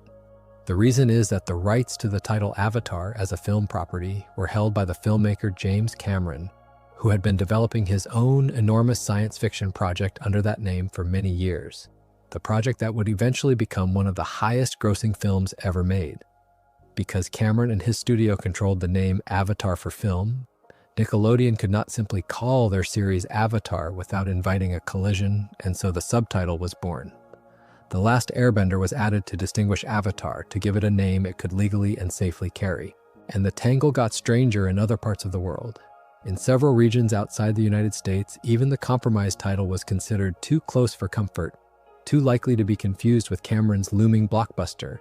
And so the show was released under a different subtitle entirely, leading with the phrase The Legend of Aang instead. So depending on where you grew up, the exact same series might have reached you as The Last Airbender, or as The Legend of Aang, two names for one show. Both of them shaped by the need to stand clear of a completely unrelated movie that merely happened to want the same word. And you will remember this is the very phrase the new animated Aang film has reached back for, one of its shifting titles built around that same Legend of Aang wording. The name that was once a defensive measure, a way of dodging a naming conflict, has become a piece of the franchise's own heritage, worn again decades later by a film about the same character. I find this funny and a little poignant because it means the series never got to be called the thing it was actually about. Its whole identity, the avatar, the being at the center of its cosmology, was a word it had to share and step around. Two enormous franchises, one about a boy who bends the elements and one about blue aliens on a distant moon, locked forever in a low-grade naming standoff, and the only casualty is that the animated series has spent its entire existence with a subtitle stapled on to keep the peace. The lost thing here is small and strange. Just a title, the clean, single-word name Avatar might have carried in another world where a different movie had chosen a different word. But it is a reminder that even the name on the poster, the plainest fact about a piece of art, can be shaped by forces that have nothing to do with the art itself. If the name is a lost thing that lives in legal paperwork, there is another lost ending that lives entirely in the hearts of the audience. And no honest tour of Avatar's roads not taken can skip it, because for a huge part of the fan base, it is the great what-if of the whole series. I mean, the romance between Katara and Zuko, the pairing a significant portion of the audience was utterly convinced was being built toward, and that never came to pass. This is a delicate one to talk about carefully. So let me be precise about what is fact and what is feeling. It is a fact that a large and passionate section of fans read a growing connection between Katara and Zuko across the third book, particularly in the stretch where Zuko joins the heroes, and most of all, in the episode where he helps Katara confront the man responsible for her mother's death. A raw and intimate storyline that put the two of them alone together in a moment of real emotional weight. Many viewers came away from that certain a romance was blooming.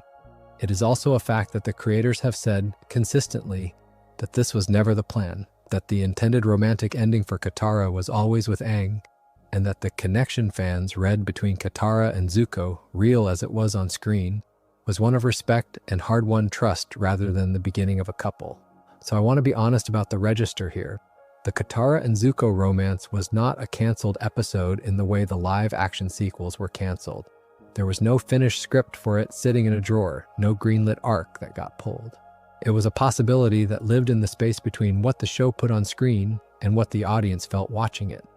A story the fans wrote in their own imaginations out of the genuine chemistry the series had created, perhaps more than it intended. And yet I think it belongs on tonight's list because a lost episode does not only mean something a studio killed, it can also mean an ending so vividly imagined by an audience that its absence feels like a loss. A version of the story millions of people carried around as real even though it was never filmed. Avatar itself seems to have known exactly what it had stirred up because that same theater episode late in the final book, the one that winks at the original burly Toph, also plays with the romantic tangles among the characters, needling the very shipping debates the audience was having. The show was aware of the storm of speculation around who would end up with whom, and it teased it openly. The romance between Katara and Zuko is the purest example of a lost episode that never existed in any script, only in the collective imagination of the people who loved the series. And the fact that it still gets argued about all these years later tells you something about how alive this world made its characters feel. When an audience keeps grieving a story that was never even written, the storytellers did something right. There is a whole category of lost episodes in Avatar that were never canceled and never planned, because they happened before the series even begins in the backstories of characters we meet already transformed. The greatest of these belongs to Iroh, and the more you love Iroh, the more you realize how little of his actual story Avatar ever shows you. Consider who Iroh is when we meet him. He is a gentle old man who loves tea and music and games, who speaks in proverbs, who has clearly made peace with something, who guides his angry nephew with a patience that seems bottomless. That is the man on the screen. But that man is the endpoint of a transformation so enormous that the series can only gesture at it, and the transformation itself, the actual story of how the person became the person, happens entirely before the first episode. What the show lets us piece together is this: Iroh was not always a wise tea master. He was the Dragon of the West, one of the more feared military commanders the Fire Nation ever produced. The Crown Prince, the heir to the throne, a general who led a siege against Ba Sing Se that lasted an extraordinary length of time, long enough to become legend. This is the man who would have been Fire Lord, a conqueror at the height of his power, carrying on exactly the war of domination his family had waged for generations. And then his son, Lu Ten, died during that siege. That single loss did what no army could. It broke him. He abandoned the campaign, walked away from the city he had spent so long trying to take, and in his grief and his absence, his younger brother Ozai maneuvered into position to seize the throne that should have been Iroh's. The man who was supposed to be Fire Lord lost his son, lost his war, lost his crown, and lost, in a sense, the entire identity he had been built around. What he did with that ruin is the untold epic of the whole franchise. He became a seeker. The series tells us, almost in passing, that he journeyed into the spirit world, that he sought wisdom in places the Fire Nation had taught its princes to disdain, that he came out the other side of his grief as something entirely new. He joined a secret society that crossed all 4 nations, an order devoted to knowledge and beauty above the divisions of the war, and became one of its most important members. He turned from a man who tried to take the greatest city in the world by force into a man who wanted nothing more than to run a little tea shop in it. All of that, the grief, the spiritual journey, the total remaking of a human being, is the story of Iroh, and the series shows you almost none of it directly. It shows you the finished man and trusts a handful of quiet moments to imply the fire he walked through to become him. Avatar does give us one unforgettable glimpse, and it is worth pausing on because it carries a real-world weight most viewers do not know about. In the collection of small stories set in Ba Sing Se, there is a short, quiet segment in which Iroh spends a day preparing, celebrating, and finally mourning, and we come to understand that it is his dead son's birthday. He sets up a small shrine, he sings a song through his tears, he speaks to a son who is not there. It is one of the more emotionally direct moments in the entire series, and it lands all the harder because the show has otherwise kept Iroh's grief tucked away behind his gentleness. And the part that gives it a second layer of meaning is this: The actor who gave Iroh his voice, Mako Iwamatsu, a deeply respected performer, died during the making of the series, and that particular segment was dedicated to his memory. So a scene about a beloved older man mourning someone he lost became, in the real world, the series mourning the man who voiced him. The role passed to another actor, Greg Baldwin, for the final book. But that little birthday story stands as a kind of double elegy, a character grieving his son, and a production grieving its actor, folded into the same few minutes. I keep coming back to Iroh because he is proof that some of the strongest stories a series can have are the ones it chooses not to tell in full. The entire arc of Iroh's transformation, the Dragon of the West becoming the Tea Master, could have been a series of its own, a prequel about grief and redemption, and the slow remaking of a soul. It was never made, and it will very likely never be made, and yet Iroh is one of the more beloved characters in all of animation. The lost episode of his transformation is written in negative space, in everything he does not say, in the peace he has clearly fought for, and the sorrow that occasionally surfaces beneath it. We love him not despite the fact that his story is largely untold, but partly because of it. Because a man who has obviously survived something enormous and come out kind is more moving than any flashback could make him.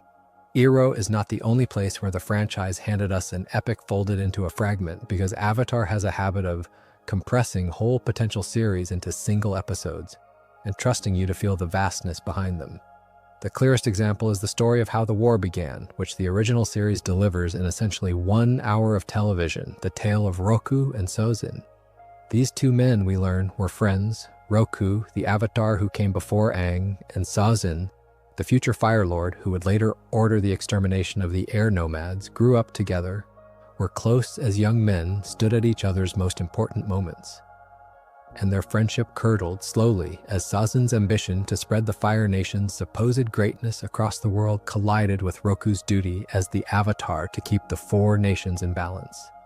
It ends in betrayal, with Sozin leaving his old friend to die rather than help him, clearing the path for the war and the genocide that follow.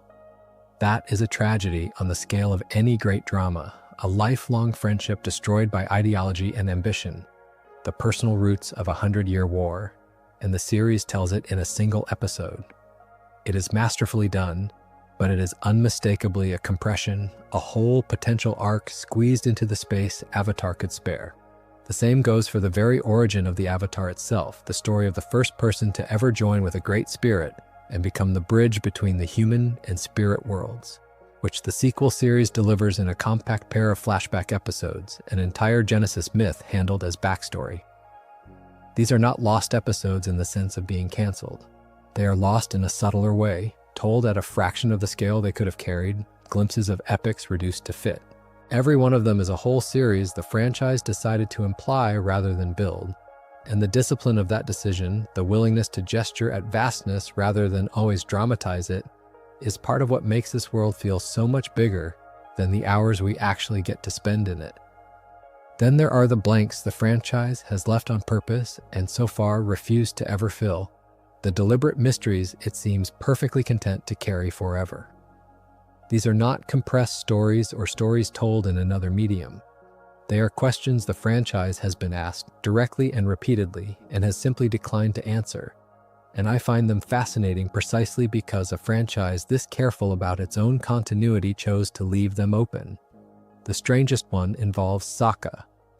In the sequel series, set generations after the original, Sokka appears in flashbacks as a founding figure of the new world the heroes helped build, a respected elder statesman who helped establish Republic City and served on its first governing council.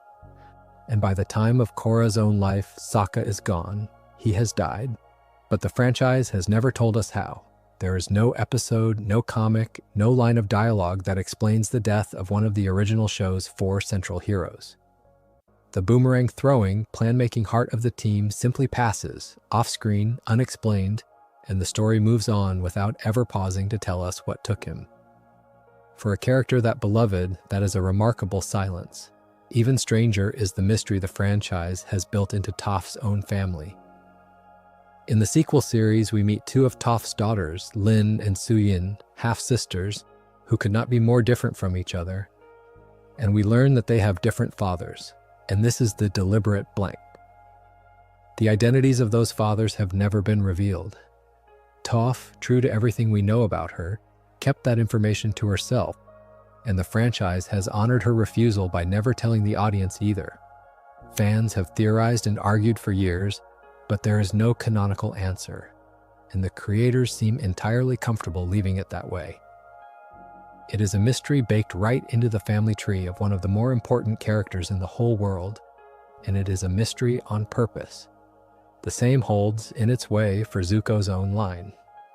In the sequel era, the Fire Nation is ruled by Zuko's daughter, Izumi, which means Zuko married and had a child. And yet the identity of Izumi's mother, the woman Zuko chose, is another blank the franchise has simply never filled. We know Zuko as intimately as any character in the series, and we do not know who he spent his life with. I want to sit with why a franchise would do this, because it would be easy to call it carelessness, and it is anything but. These blanks are a choice, and I think they reveal something about how Avatar understands its own world. A lesser franchise treats every gap as a problem to be solved, every unanswered question as a debt to be paid, filling in every corner until the world is fully mapped and nothing is left to wonder about. Avatar does the opposite. It is comfortable letting people have private lives the audience does not get to see, letting a man's marriage and a woman's choices and a hero's death remain their own business rather than content for us to consume. There is a kind of respect in that, a sense that these characters are real enough to be entitled to some privacy. The unexplained death of Sokka, the unnamed fathers of Toph's daughters, the unknown woman Zuko loved, these are lost episodes the franchise could make at any time and has chosen, so far, not to. And every one of them is a small act of restraint, a decision that the world does not owe us its every secret, that some things can simply be left to the imagination and be richer for it. The franchise has a similar restraint with its own magic, opening doors to darker and stranger forms of bending and then, more often than not, closing them again. And this is one of the more tantalizing categories of roads not taken in the whole world. The bending arts we mostly see are the clean, elemental ones, the water and earth and fire and air the heroes wield. But the series repeatedly hints at deeper, more dangerous variations and then pulls back from fully exploring them. The darkest of these is bloodbending, introduced through an old Southern Water Tribe woman who, imprisoned by the Fire Nation and desperate, discovered that a waterbender powerful enough could bend the water inside a living body, seizing control of a person's own limbs and turning them into a puppet. In the original series, this horror can only be done under the light of a full moon when a waterbender's power is at its peak, and the show treats it as a genuine violation, a corruption of a healing art, into something monstrous. It shows you this power exists, lets it terrify you, and then largely locks it away as forbidden. The sequel series pushes that door open a little further, revealing bloodbenders who have grown so powerful they no longer need the full moon at all, who can seize control of a person at any time, and using that as the basis for some of its most frightening antagonists.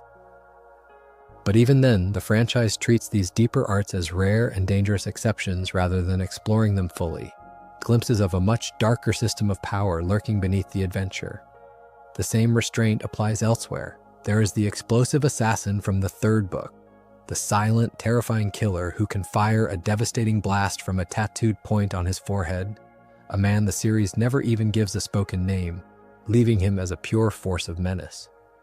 There is the generation of lightning, the rare and difficult firebending art only a few masters can perform, tied to a coldness or a calm most benders never achieve. Each of these is a hint at a whole hidden dimension of the world's magic, a system far vaster and stranger than the four clean elements suggest. And in almost every case, Avatar shows you just enough to make you hungry and then declines to feed you further. I think this is the same instinct at work as the blanks in the family trees, the willingness to imply far more than it explains. Avatar constantly suggests that its world runs deeper than the parts we see, that there are darker powers and stranger arts and hidden histories just past the edge of the frame, and it resists the temptation to drag all of them into the light. The fully explored version of bloodbending, the origin of the explosive man, the complete map of every exotic bending art. These are lost episodes in the truest sense, stories the world clearly contains and chooses not to tell. and their absence is exactly what gives the world its sense of unplumbed depth. A world where everything is explained stops feeling like a world and starts feeling like a manual. Avatar never made that mistake. It left the lights off in most of its rooms and trusted that the dark shapes we could half see would haunt us more than anything it could have shown us directly. Not every canceled story in Avatar is a production decision made in an office. There is one that happens inside the show itself, a planned victory the heroes build toward for half a season and then devastatingly do not achieve. And it is one of the boldest storytelling moves the series ever made. Through much of the third book, the heroes are working toward a single enormous plan. An invasion of the Fire Nation capital timed to a rare celestial event, a solar eclipse that would leave every firebender in the world powerless for the few minutes it lasted. The logic is beautiful in its simplicity. Firebenders draw their power from the sun, so during the moment the sun is blotted out, the entire Fire Nation would be defenseless, and a coalition army could strike straight at the enemy and end the war in a single stroke. The heroes gather allies from every corner of the world they have traveled through, warriors and benders and fathers, all the people they have met and helped, assembling them into an invasion force built around this one perfect window of opportunity. It is the plan the whole first half of the book points toward, the promised triumph. And it fails. That is the part that stunned viewers at the time and still lands hard on rewatch. When the invasion force reaches the capital and the eclipse arrives on schedule, they find the city largely emptied, the defenses evacuated, the Fire Lord nowhere to be found. The enemy had learned of the plan, the eclipse was predictable, the invasion was anticipated, and rather than being caught defenseless, the Fire Nation simply hid its most important people in a secret bunker and waited for the powerless minutes to pass. Aang fights his way to the throne room and finds it empty. The great decisive assault, the victory the heroes had staked everything on, collapses into nothing. Worse than nothing, because when the eclipse ends and the Firebender's power returns, the adults of the invasion force, including Sokka and Katara's own father, are captured, taken prisoner, while the children escape only by fleeing on Appa. The heroes do not just fail to win, they lose people, they lose ground, they are scattered and driven into hiding. I think this is one of the bravest things the series ever did, because a lot of shows would never let their heroes lose the big set piece they spent so long building. The expected version of that story is the one where the plan works, where the clever scheme pays off and the eclipse delivers the victory, where the audience gets the satisfying triumph it was promised. Avatar built that entire expectation and then deliberately refused to deliver it, choosing instead to let its heroes fail completely at the exact moment of their greatest confidence. And it did that for a reason, because the failure of the invasion is what forces the real ending of the series. It is what sends Zuko finally to the hero's side, what humbles the group, what makes the final confrontation during the comet feel earned rather than handed out. The canceled victory, the invasion that does not work, is the lost episode the series wrote on purpose, the triumph it deliberately took away so that a harder and truer one could be built later. It is proof this series understood something a lot of adventure stories forget, that a plan that always works is not a story, and that letting your heroes lose is sometimes the truest kindness you can do to both them and your audience. There is a larger sadness that hangs over the whole franchise once you take in its full timeline, and it is the quietest lost story of all, because it is the lost story of the happy ending itself. When the original series ends, the heroes have won. The war is over, the tyrant is defeated, the friends stand together in a tea shop in the sunlight, young and victorious, and with their whole lives ahead of them.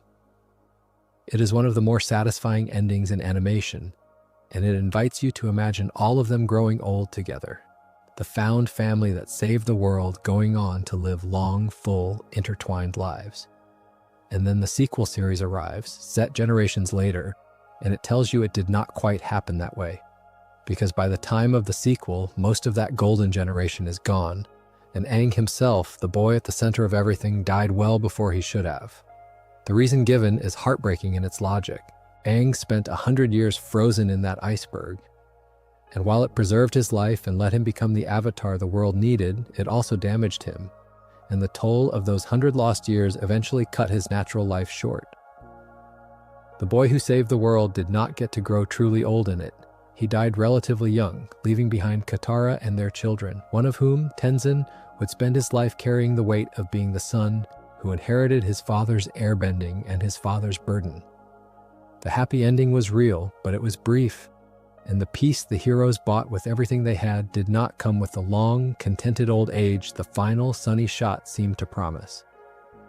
I find this the saddest, tenderest thread in the entire franchise, and I think it is deliberate because the sequel series is, in many ways, a meditation on exactly this, on how the triumphs of one generation become the complicated inheritance of the next, on how the world the heroes saved kept changing in ways they could not control, on how even a legend eventually dies and leaves others to carry on without him.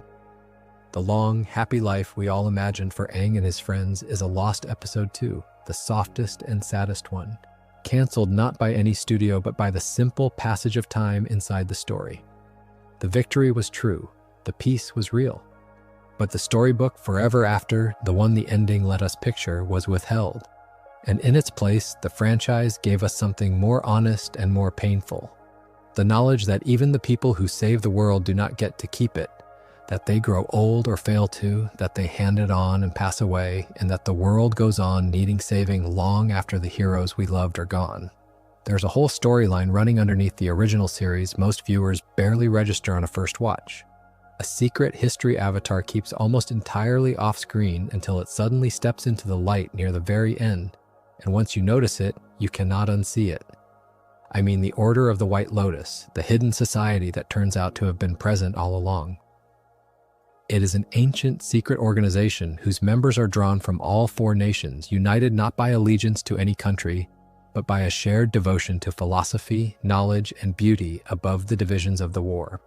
For most of the series, it exists only as a run of small, easy-to-miss clues. There is a recurring board game, pie show, and a particular tile, the White Lotus, that certain characters use to recognize one another, a quiet handshake passing beneath the surface of ordinary scenes. You could watch most of the show and never realize this game and this tile are the visible edge of an entire underground network. And then, in the finale, the Order reveals itself, and you discover that some of the best-loved side characters you met across 3 seasons were members of it all along. The gruff old waterbending master, the eccentric mad king of a mountain city, the firebending deserter who abandoned the Fire Nation army, the quiet swordmaster who trained Sokka, and Iroh himself, all of them turn out to be part of the secret brotherhood. And when the comet approaches, they converge to do something enormous. Led by Iroh, the White Lotus liberates Ba Sing Se from the Fire Nation's grip, while the main heroes are occupied elsewhere. An entire military operation carried out by a group whose existence the series had barely acknowledged. It is one of the more satisfying reveals in the series, the sense that all those scattered eccentric masters were connected the whole time, that there was a resistance running under the war we only glimpsed in fragments. What I love about this from tonight's angle is that the White Lotus is essentially a whole other series kept deliberately in the margins. Imagine Avatar that follows these masters, the story of how a firebending general and a waterbending master and a mad Earth King came to belong to the same secret order, how they recognized one another, what they did across the 100 years of war to preserve knowledge and resist. That is a rich, sprawling story, and the series gives us almost none of it, offering only the tip of it in a game tile and a single climactic reveal. The full history of the Order is a lost epic hiding in plain sight. An entire resistance narrative the show trusted you to sense without ever dramatizing. It is the same principle we keep running into tonight, a world constantly implying more than it shows. And the White Lotus is perhaps the purest example, a whole secret war fought at the edges of the story we were actually being told. If anyone at the new studio ever asked me what to make next, and nobody is asking, this is the one I would point at. Not another Avatar burdened with saving the world, but a slow, patient spy story about old men and women who chose beauty and knowledge over their own nations in the middle of a war, and then had to keep that choice hidden for decades. You can feel the ache of it in every quiet game of Pie Show. I doubt it will ever be made because it has no chosen one and no comet counting down, and that, honestly, is exactly why I want it. If you want to actually see the roads Avatar did not take, there is a place to look. and it is one of the few places where the lost versions of this world have been deliberately preserved rather than thrown away. Over the years, the creators and their publishers put out a series of large art books documenting the making of both the original series and its sequel, thick volumes full of concept art, design sketches, and commentary from the people who made the shows. And these books are, in a very real sense, the official graveyard of unmade Avatar. They are where you find the early designs that never reached the screen, the discarded versions of characters, the locations imagined and cut, the alternate takes on how a scene or a creature or a nation might have looked. If the pilot is the one lost episode you can watch, the art books are the archive of the 1,000 smaller lost decisions that never became episodes at all. Paging through them, you get a sense of just how much invention gets left on the floor of any great production. For every design that made it, there are pages of versions that did not, faces and costumes and creatures tried and rejected on the way to the final answer. There is commentary explaining why a particular idea was dropped, what a scene used to be before it was changed, how a character evolved from first sketch to finished form. It is the closest thing the franchise has to a complete record of its own second thoughts, a museum of the choices made by choosing something else. And there is something moving about the fact that this record exists at all. That the creators cared enough about their own process to preserve the discarded versions rather than letting them vanish. Most of what a production throws away is simply lost, gone forever, remembered by no one. Avatar unusually kept a good deal of its own graveyard, published it, let fans wander through the roads not taken. I think that impulse to preserve the unmade rather than bury it is deeply in keeping with everything this world is about. Avatar has always been a franchise unusually honest about the fact that it is a made thing, that its beauty is the result of countless decisions and revisions and abandoned alternatives. The art books are that honesty made physical, an invitation to see the finished shows not as inevitable, but as the survivors of a long process of selection, the versions that won out over all the versions that did not. And for anyone who has spent an evening like this one thinking about the lost episodes and the canceled stories, those books are a strange kind of comfort, proof that the roads not taken were real, that they were drawn and considered and loved a little before they were set aside, and that someone thought they were worth keeping even after they lost. There is an entire era of this world we almost never get to see, a stretch of time so consequential that it transformed the setting completely, and the franchise skips right over it. Between the end of the original series and the beginning of its sequel, roughly 70 years pass, and in those 70 years, the world changes more than it had in the previous 1,000. The Avatar we leave behind lives in a world of imperial courts and sailing ships and hand-to-hand tradition. The Avatar we pick up with lives in a world of automobiles and skyscrapers and radio broadcasts, a bustling, modern industrial place that would be almost unrecognizable to the heroes of the first series. And the enormous transformation between those two worlds, the birth of the modern age, happens almost entirely in the gap between the shows, unseen. Think about everything that must have occurred in that span. Aang, as an adult, together with Zuko and the other survivors of the war, helped build a new nation out of the ashes of the old conflict. A great shared city meant to be a home for people of all four nations living together. The beating heart of the modern world the sequel takes place in. The founding of that city, the diplomacy and struggle and vision it must have taken to build a place where former enemies could live side by side, is one of the more important events in the entire history of the world, and we see it only in fragments, in flashbacks and offhand references. The Industrial Revolution that reshaped the world, the invention of the technologies that define the sequel, the slow shift from a world of spirits and tradition to a world of machines and cities, all of it unfolds in that unseen gap. An entire age of the world, arguably the greatest transformation it ever underwent, exists as backstory rather than story. And the sequel deepens this sense of a world that has deliberately moved on from its own past, because one of the boldest things it does is close the door on the old world in a very literal way. Where the original series lived in constant contact with the spirit world, with its wandering spirits and its sacred places, the modern era had largely lost that connection, the spirits withdrawn, the old magic faded into the background of a practical industrial life. And rather than restore the old balance, the sequel's Avatar makes a shocking choice at a crucial moment, deciding to permanently reopen the way between the human and spirit worlds, ushering in a new age in which spirits and machines coexist, in which the ancient and the modern collide in ways no one can fully predict or control.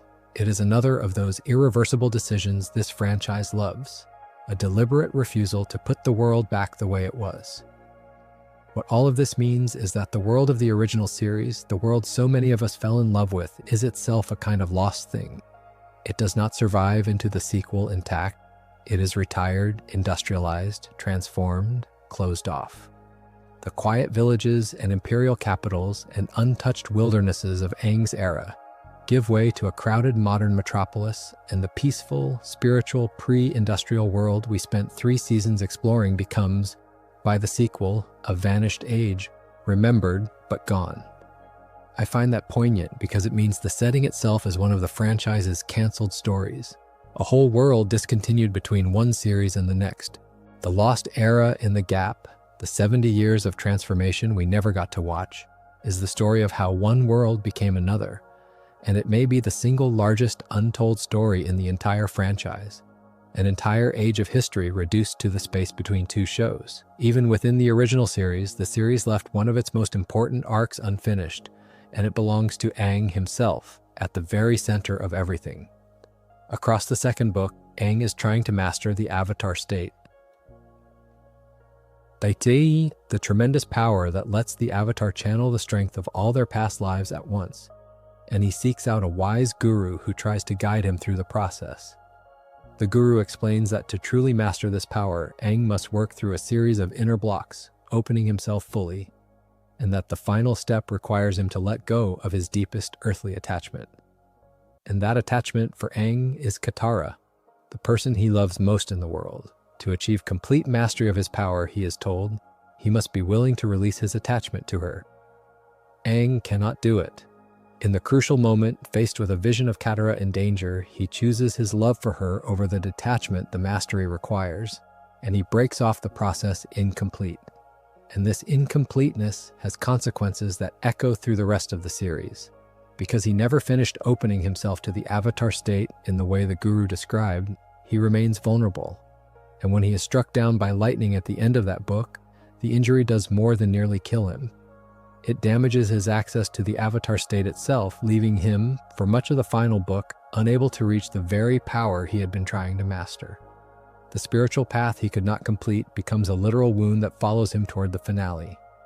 What I find so profound about this is that Avatar never really resolves the underlying tension. Aang eventually regains access to the Avatar state,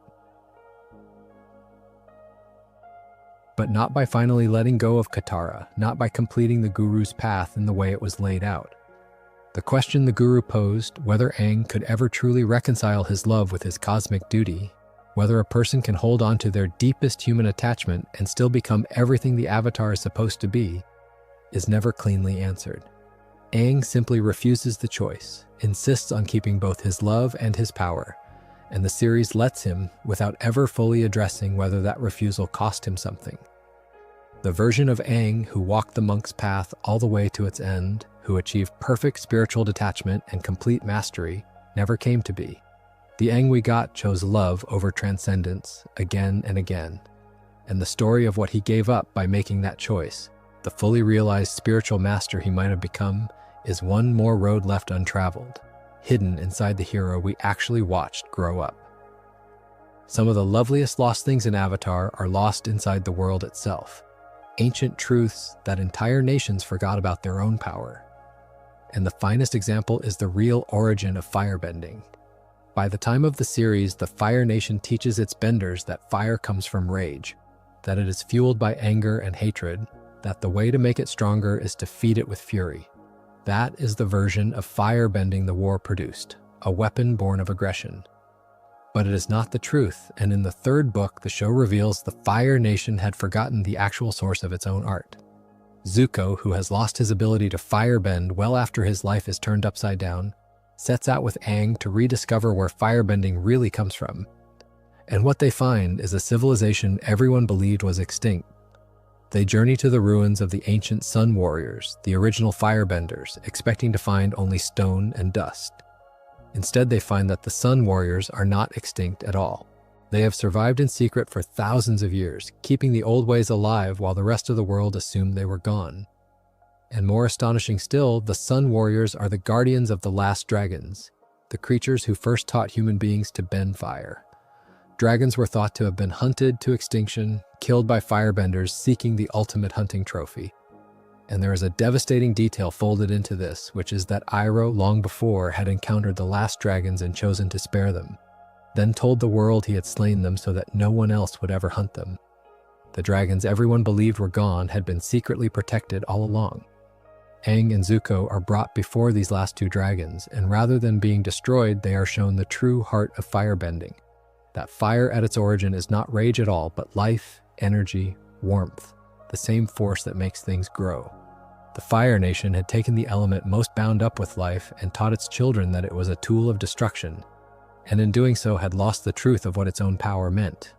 I think this is one of the more profound ideas in the whole series, and it fits everything we have covered tonight because it is a story about a culture that forgot itself.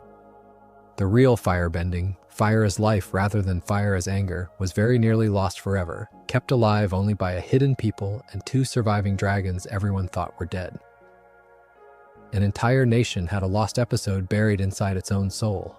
The memory of what it truly was before 100 years of war twisted its understanding of its own gift.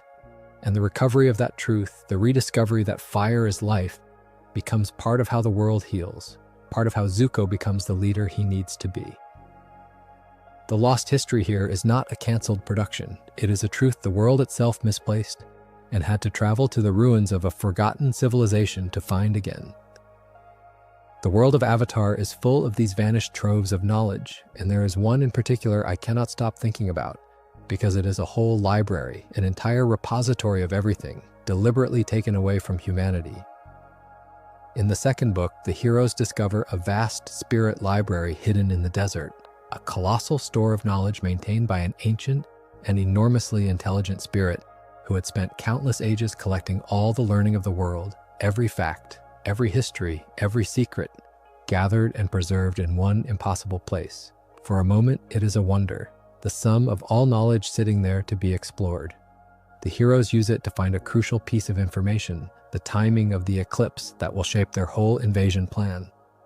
But the spirit who guards the library grows enraged when it realizes humans have come, once again, to use its knowledge as a weapon of war, to turn learning into a tool for hurting one another. And so, in its anger, it withdraws the entire library from the world, sinking it down into the sand, taking all of that accumulated knowledge with it, back into the spirit world, out of human reach. Think about the scale of that loss, an entire library containing the collected knowledge of the world, gone, not destroyed exactly, but removed, sealed away from humanity because humanity kept misusing what it learned. It is one of the more striking images in the series, a monument to knowledge swallowed by the earth. And it carries an uncomfortable idea that some knowledge might be taken from us precisely because we cannot be trusted with it. Everything in that library, all the histories and discoveries and secrets it held, is now a lost thing, withdrawn from the world in a single act of spiritual judgment. It is the grandest lost episode of pure knowledge in the whole franchise, an entire archive of the world's learning pulled back beneath the sand, and the series lets it go without flinching, refusing to pretend that everything valuable is meant to be kept. And then there is the loss that sits closest to Katara's own heart, the near erasure of her people's most sacred art. Over the long century of the war, the Fire Nation did to the Southern Water Tribe something quieter and more systematic than a single massacre. It raided the Southern Tribe again and again, and each time it came, it took the waterbenders, capturing or killing them, deliberately stripping the culture of its benders one raid at a time until there was only a single waterbender left in the entire Southern Water Tribe, and that waterbender was Katara. She grew up as the last of her kind in her own home, a girl with a gift and no one to teach her it. Her people's whole tradition of bending reduced to one untrained child. That is its own kind of cultural erasure, slower and more insidious than the fate of the air nomads, an art nearly extinguished not in one blow but drop by drop across 100 years. What makes this thread land differently from the others is that it is one of the few near erasures the series gets to reverse. After the war, the surviving traditions of the North come south to help rebuild what was almost lost, to teach again what had nearly died out, to restore a culture to a people who had been bled of it. The lost art of southern waterbending, unlike so many of the lost things we have traced tonight, gets a second chance, gets to be relearned and carried forward rather than remembered only as absence.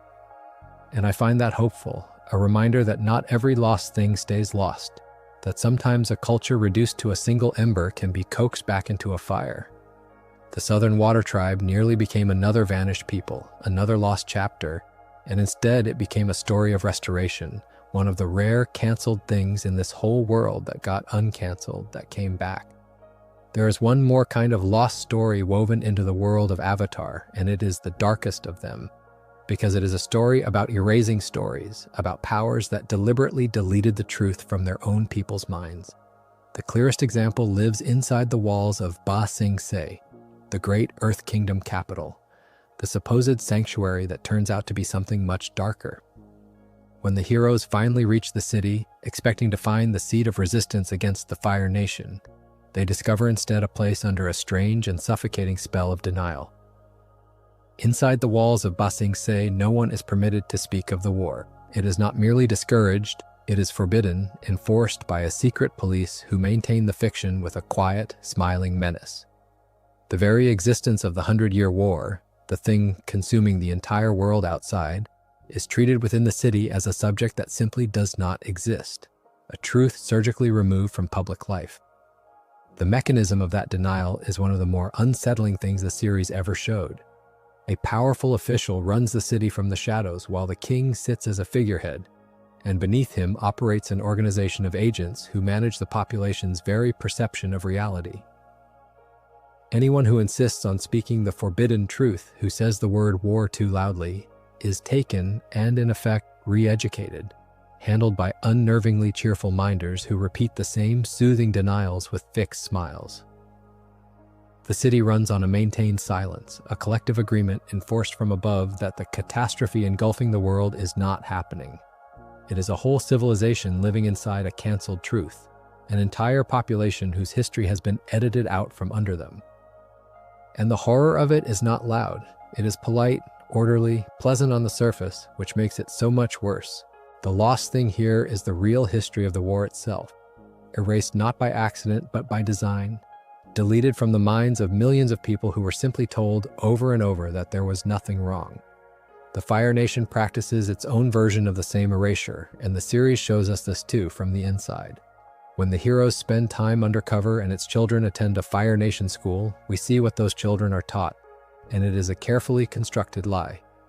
The war is presented not as a war of conquest and genocide, but as a generous project of sharing the Fire Nation's supposed greatness and prosperity with a grateful world.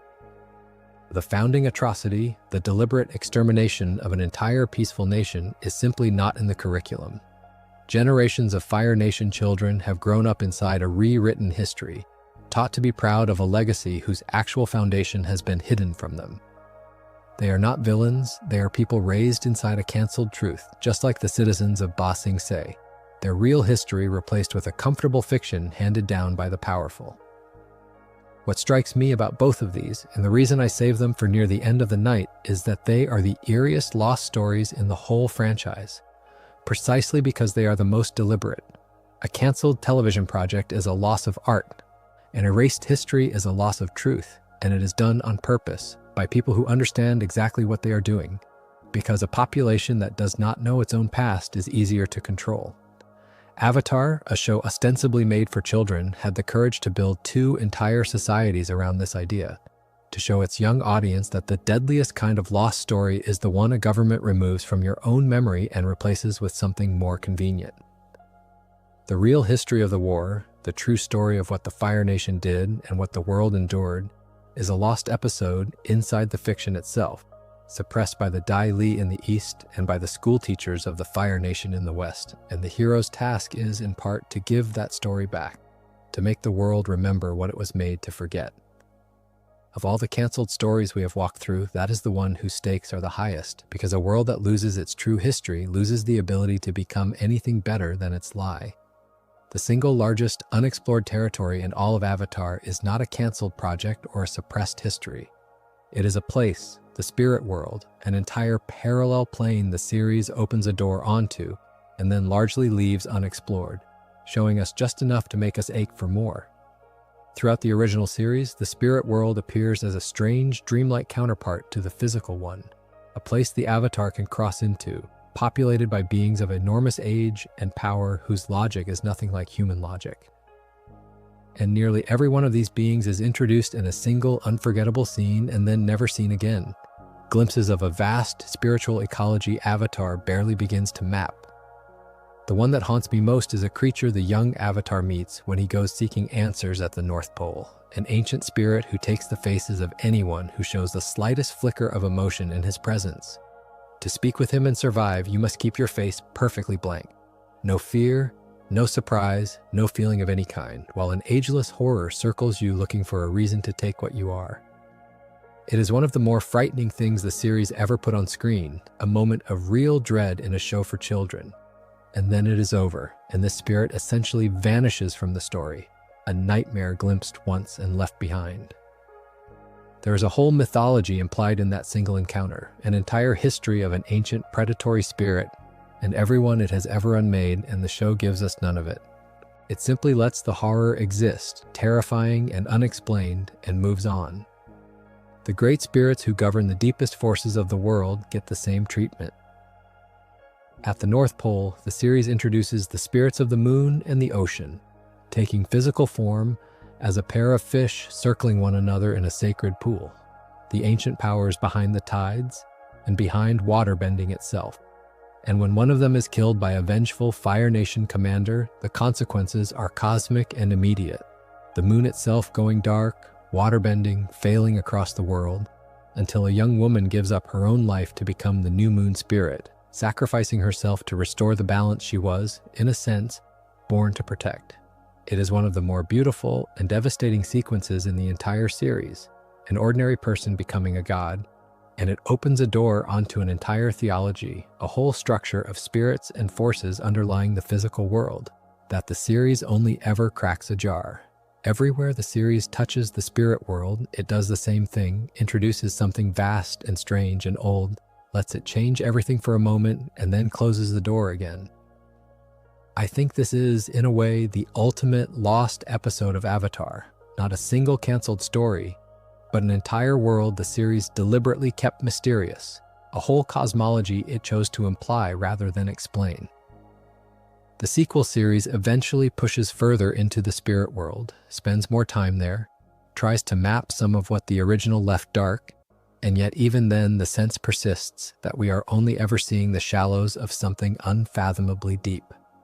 The face-stealing spirit, the moon and the ocean, the countless smaller spirits met once in a forest or a swamp and never seen again, all of them are windows into a place the franchise has never fully entered, a vast, unexplored country sitting right alongside the one we know. And I would not have it any other way. Some places are more powerful for being left unmapped. The spirit world of Avatar is the grandest unmade story in the whole franchise, an infinite territory. The shows were wise enough to leave mostly in shadow, and every glimpse we get of it is a reminder of how much of this world we were never shown and never needed to be, to feel how enormous it is. If you step back from all of this and look at the state of the franchise right now, in this moment, you land on a genuine paradox, and it is the strangest place this whole story has arrived at. There has never been more Avatar than there is today. A dedicated studio exists whose entire purpose is to make more of it. Multiple films have been announced. A brand new series is on the way. There are novels reaching back into the deep past and comics extending the story forward. An entire publishing line, a whole apparatus of expansion. By any measure of ambition, this world is bigger and more active than it has ever been. And at the very same time, there has never been more canceled Avatar either. A theatrical release pulled at the last moment, a flagship film redirected to streaming under a cloud of leak investigations and fan anger. A major video game announced with enormous fanfare and then shelved. A second game killed before it shipped. A live-action series that lost its own creators. The abundance and the attrition are happening simultaneously at the same scale in the same era. To be a fan of this world right now is to live in a constant state of that whiplash, and I think it is worth naming honestly, because it is a peculiar emotional weather to exist in.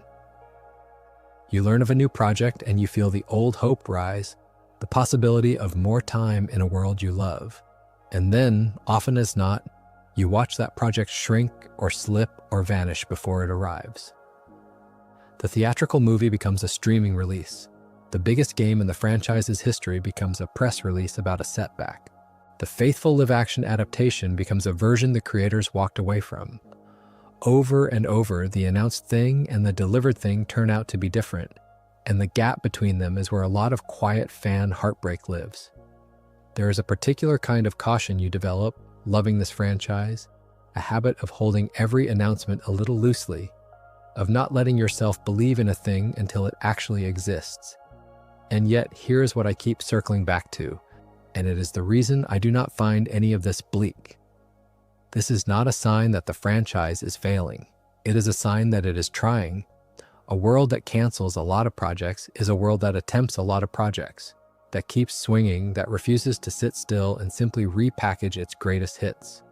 Every canceled game and shelved film and abandoned adaptation is evidence of an ambition that keeps reaching past its own grasp, keeps trying to do more and be more, and inevitably drops some of what it picks up. The alternative, a franchise that only ever made safe, guaranteed things, would cancel nothing and risk nothing and mean far less. The long shadow of lost Avatar projects is, read one way, the price of a world that has never stopped believing it has more stories worth telling. I would rather have a franchise that tries too much and loses some of it than one that plays it safe and gives me nothing to lose. So when you look at the modern era of this world, the studio and the films and the series and the games, and you see how much of it exists in that uncertain space between announced and delivered, do not read it only as loss. Read it as a world so full of possible stories that it cannot possibly make all of them, a well of ideas too deep to ever fully draw from. Some of those stories will reach us, some of them will not, and the ones that do not will join the long, strange, beautiful list we have been walking through tonight, the pilot and the trilogy and the miniseries that became an epic, the clip show and the severed chain and the redemption that never came, all the roads not taken that somehow make the roads we did travel feel richer for their company. Which brings me, at the end of a long night, to the thing all of these lost episodes and canceled stories actually add up to. Because after all of them, I do not think the lesson is a sad one. Look at the pattern we have traced. Almost every part of this franchise, from its first pilot to its latest film, is a story of an intended thing giving way to a different thing, of grand plans reduced to what survived. The far future science fiction world became a world of ancient history. The herd of flying bison became one Appa. The clean finale where the hero kills the villain became a not Avatar tied on purpose. The 12-episode miniseries became a 50-episode epic. The theatrical trilogy became a single orphaned film. Over and over, the version that was planned was not the version that arrived, and the gap between them is enormous. And here is the thing that astonishes me. The version that arrived, in almost every case, is the one we love. The subtractions and the compromises and the forced changes did not diminish this world. They shaped it. They made it. The show we got is the one that nearly got canceled between its second and third books, made by a staff that had been scattered and reassembled on a schedule that kept fracturing, and it is one of the finest things animation has ever produced. The sequel we got is the one quadrupled in size against its own design, yanked off the air, starved of budget, and it still ended on an image that changed what its medium was allowed to do. The endings we got were the ones the shows had to fight for, and they are better, not worse, for the fighting. If there is a single thread running through every lost episode we have gathered tonight, it is that this franchise has always done its best work under pressure, always found the truest version of a story by being forced to let go of the easier one. The lost episodes are not a record of failure. They are the negative space around a body of work that kept choosing the harder, better road again and again, often because it had no other choice. So here we are, near the end of it, and if you are still awake, let your eyes stay closed and just let these last thoughts drift over you because we have arrived somewhere gentle.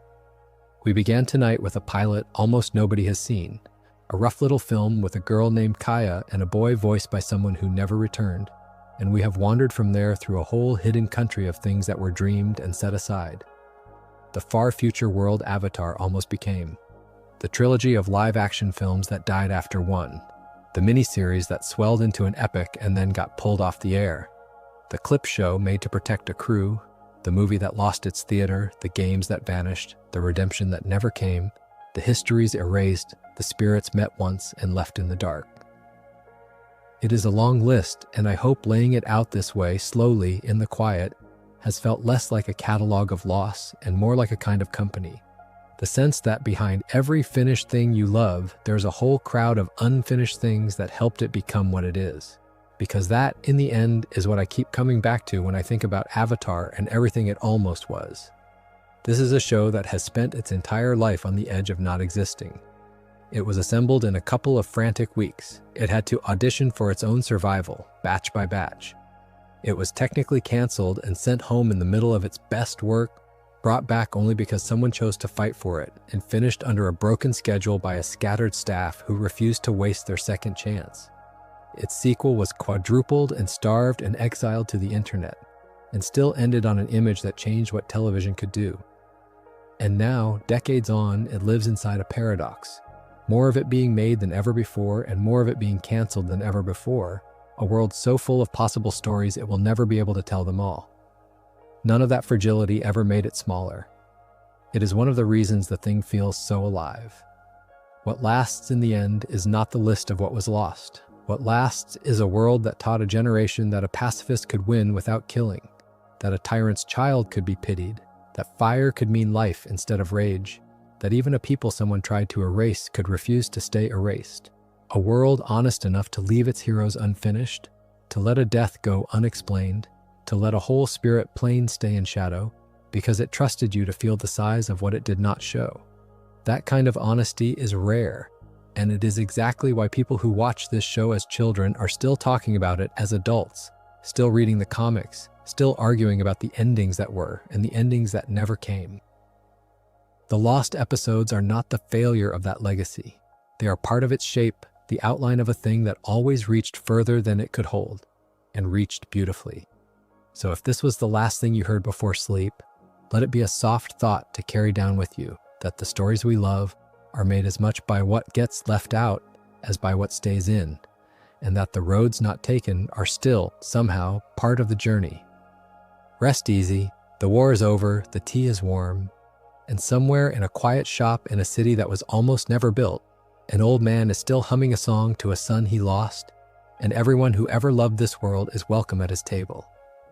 Thank you for spending this long, still hour here with me, drifting through everything Avatar almost was. If you enjoyed the video, make sure to subscribe, and I'll see you in the next one.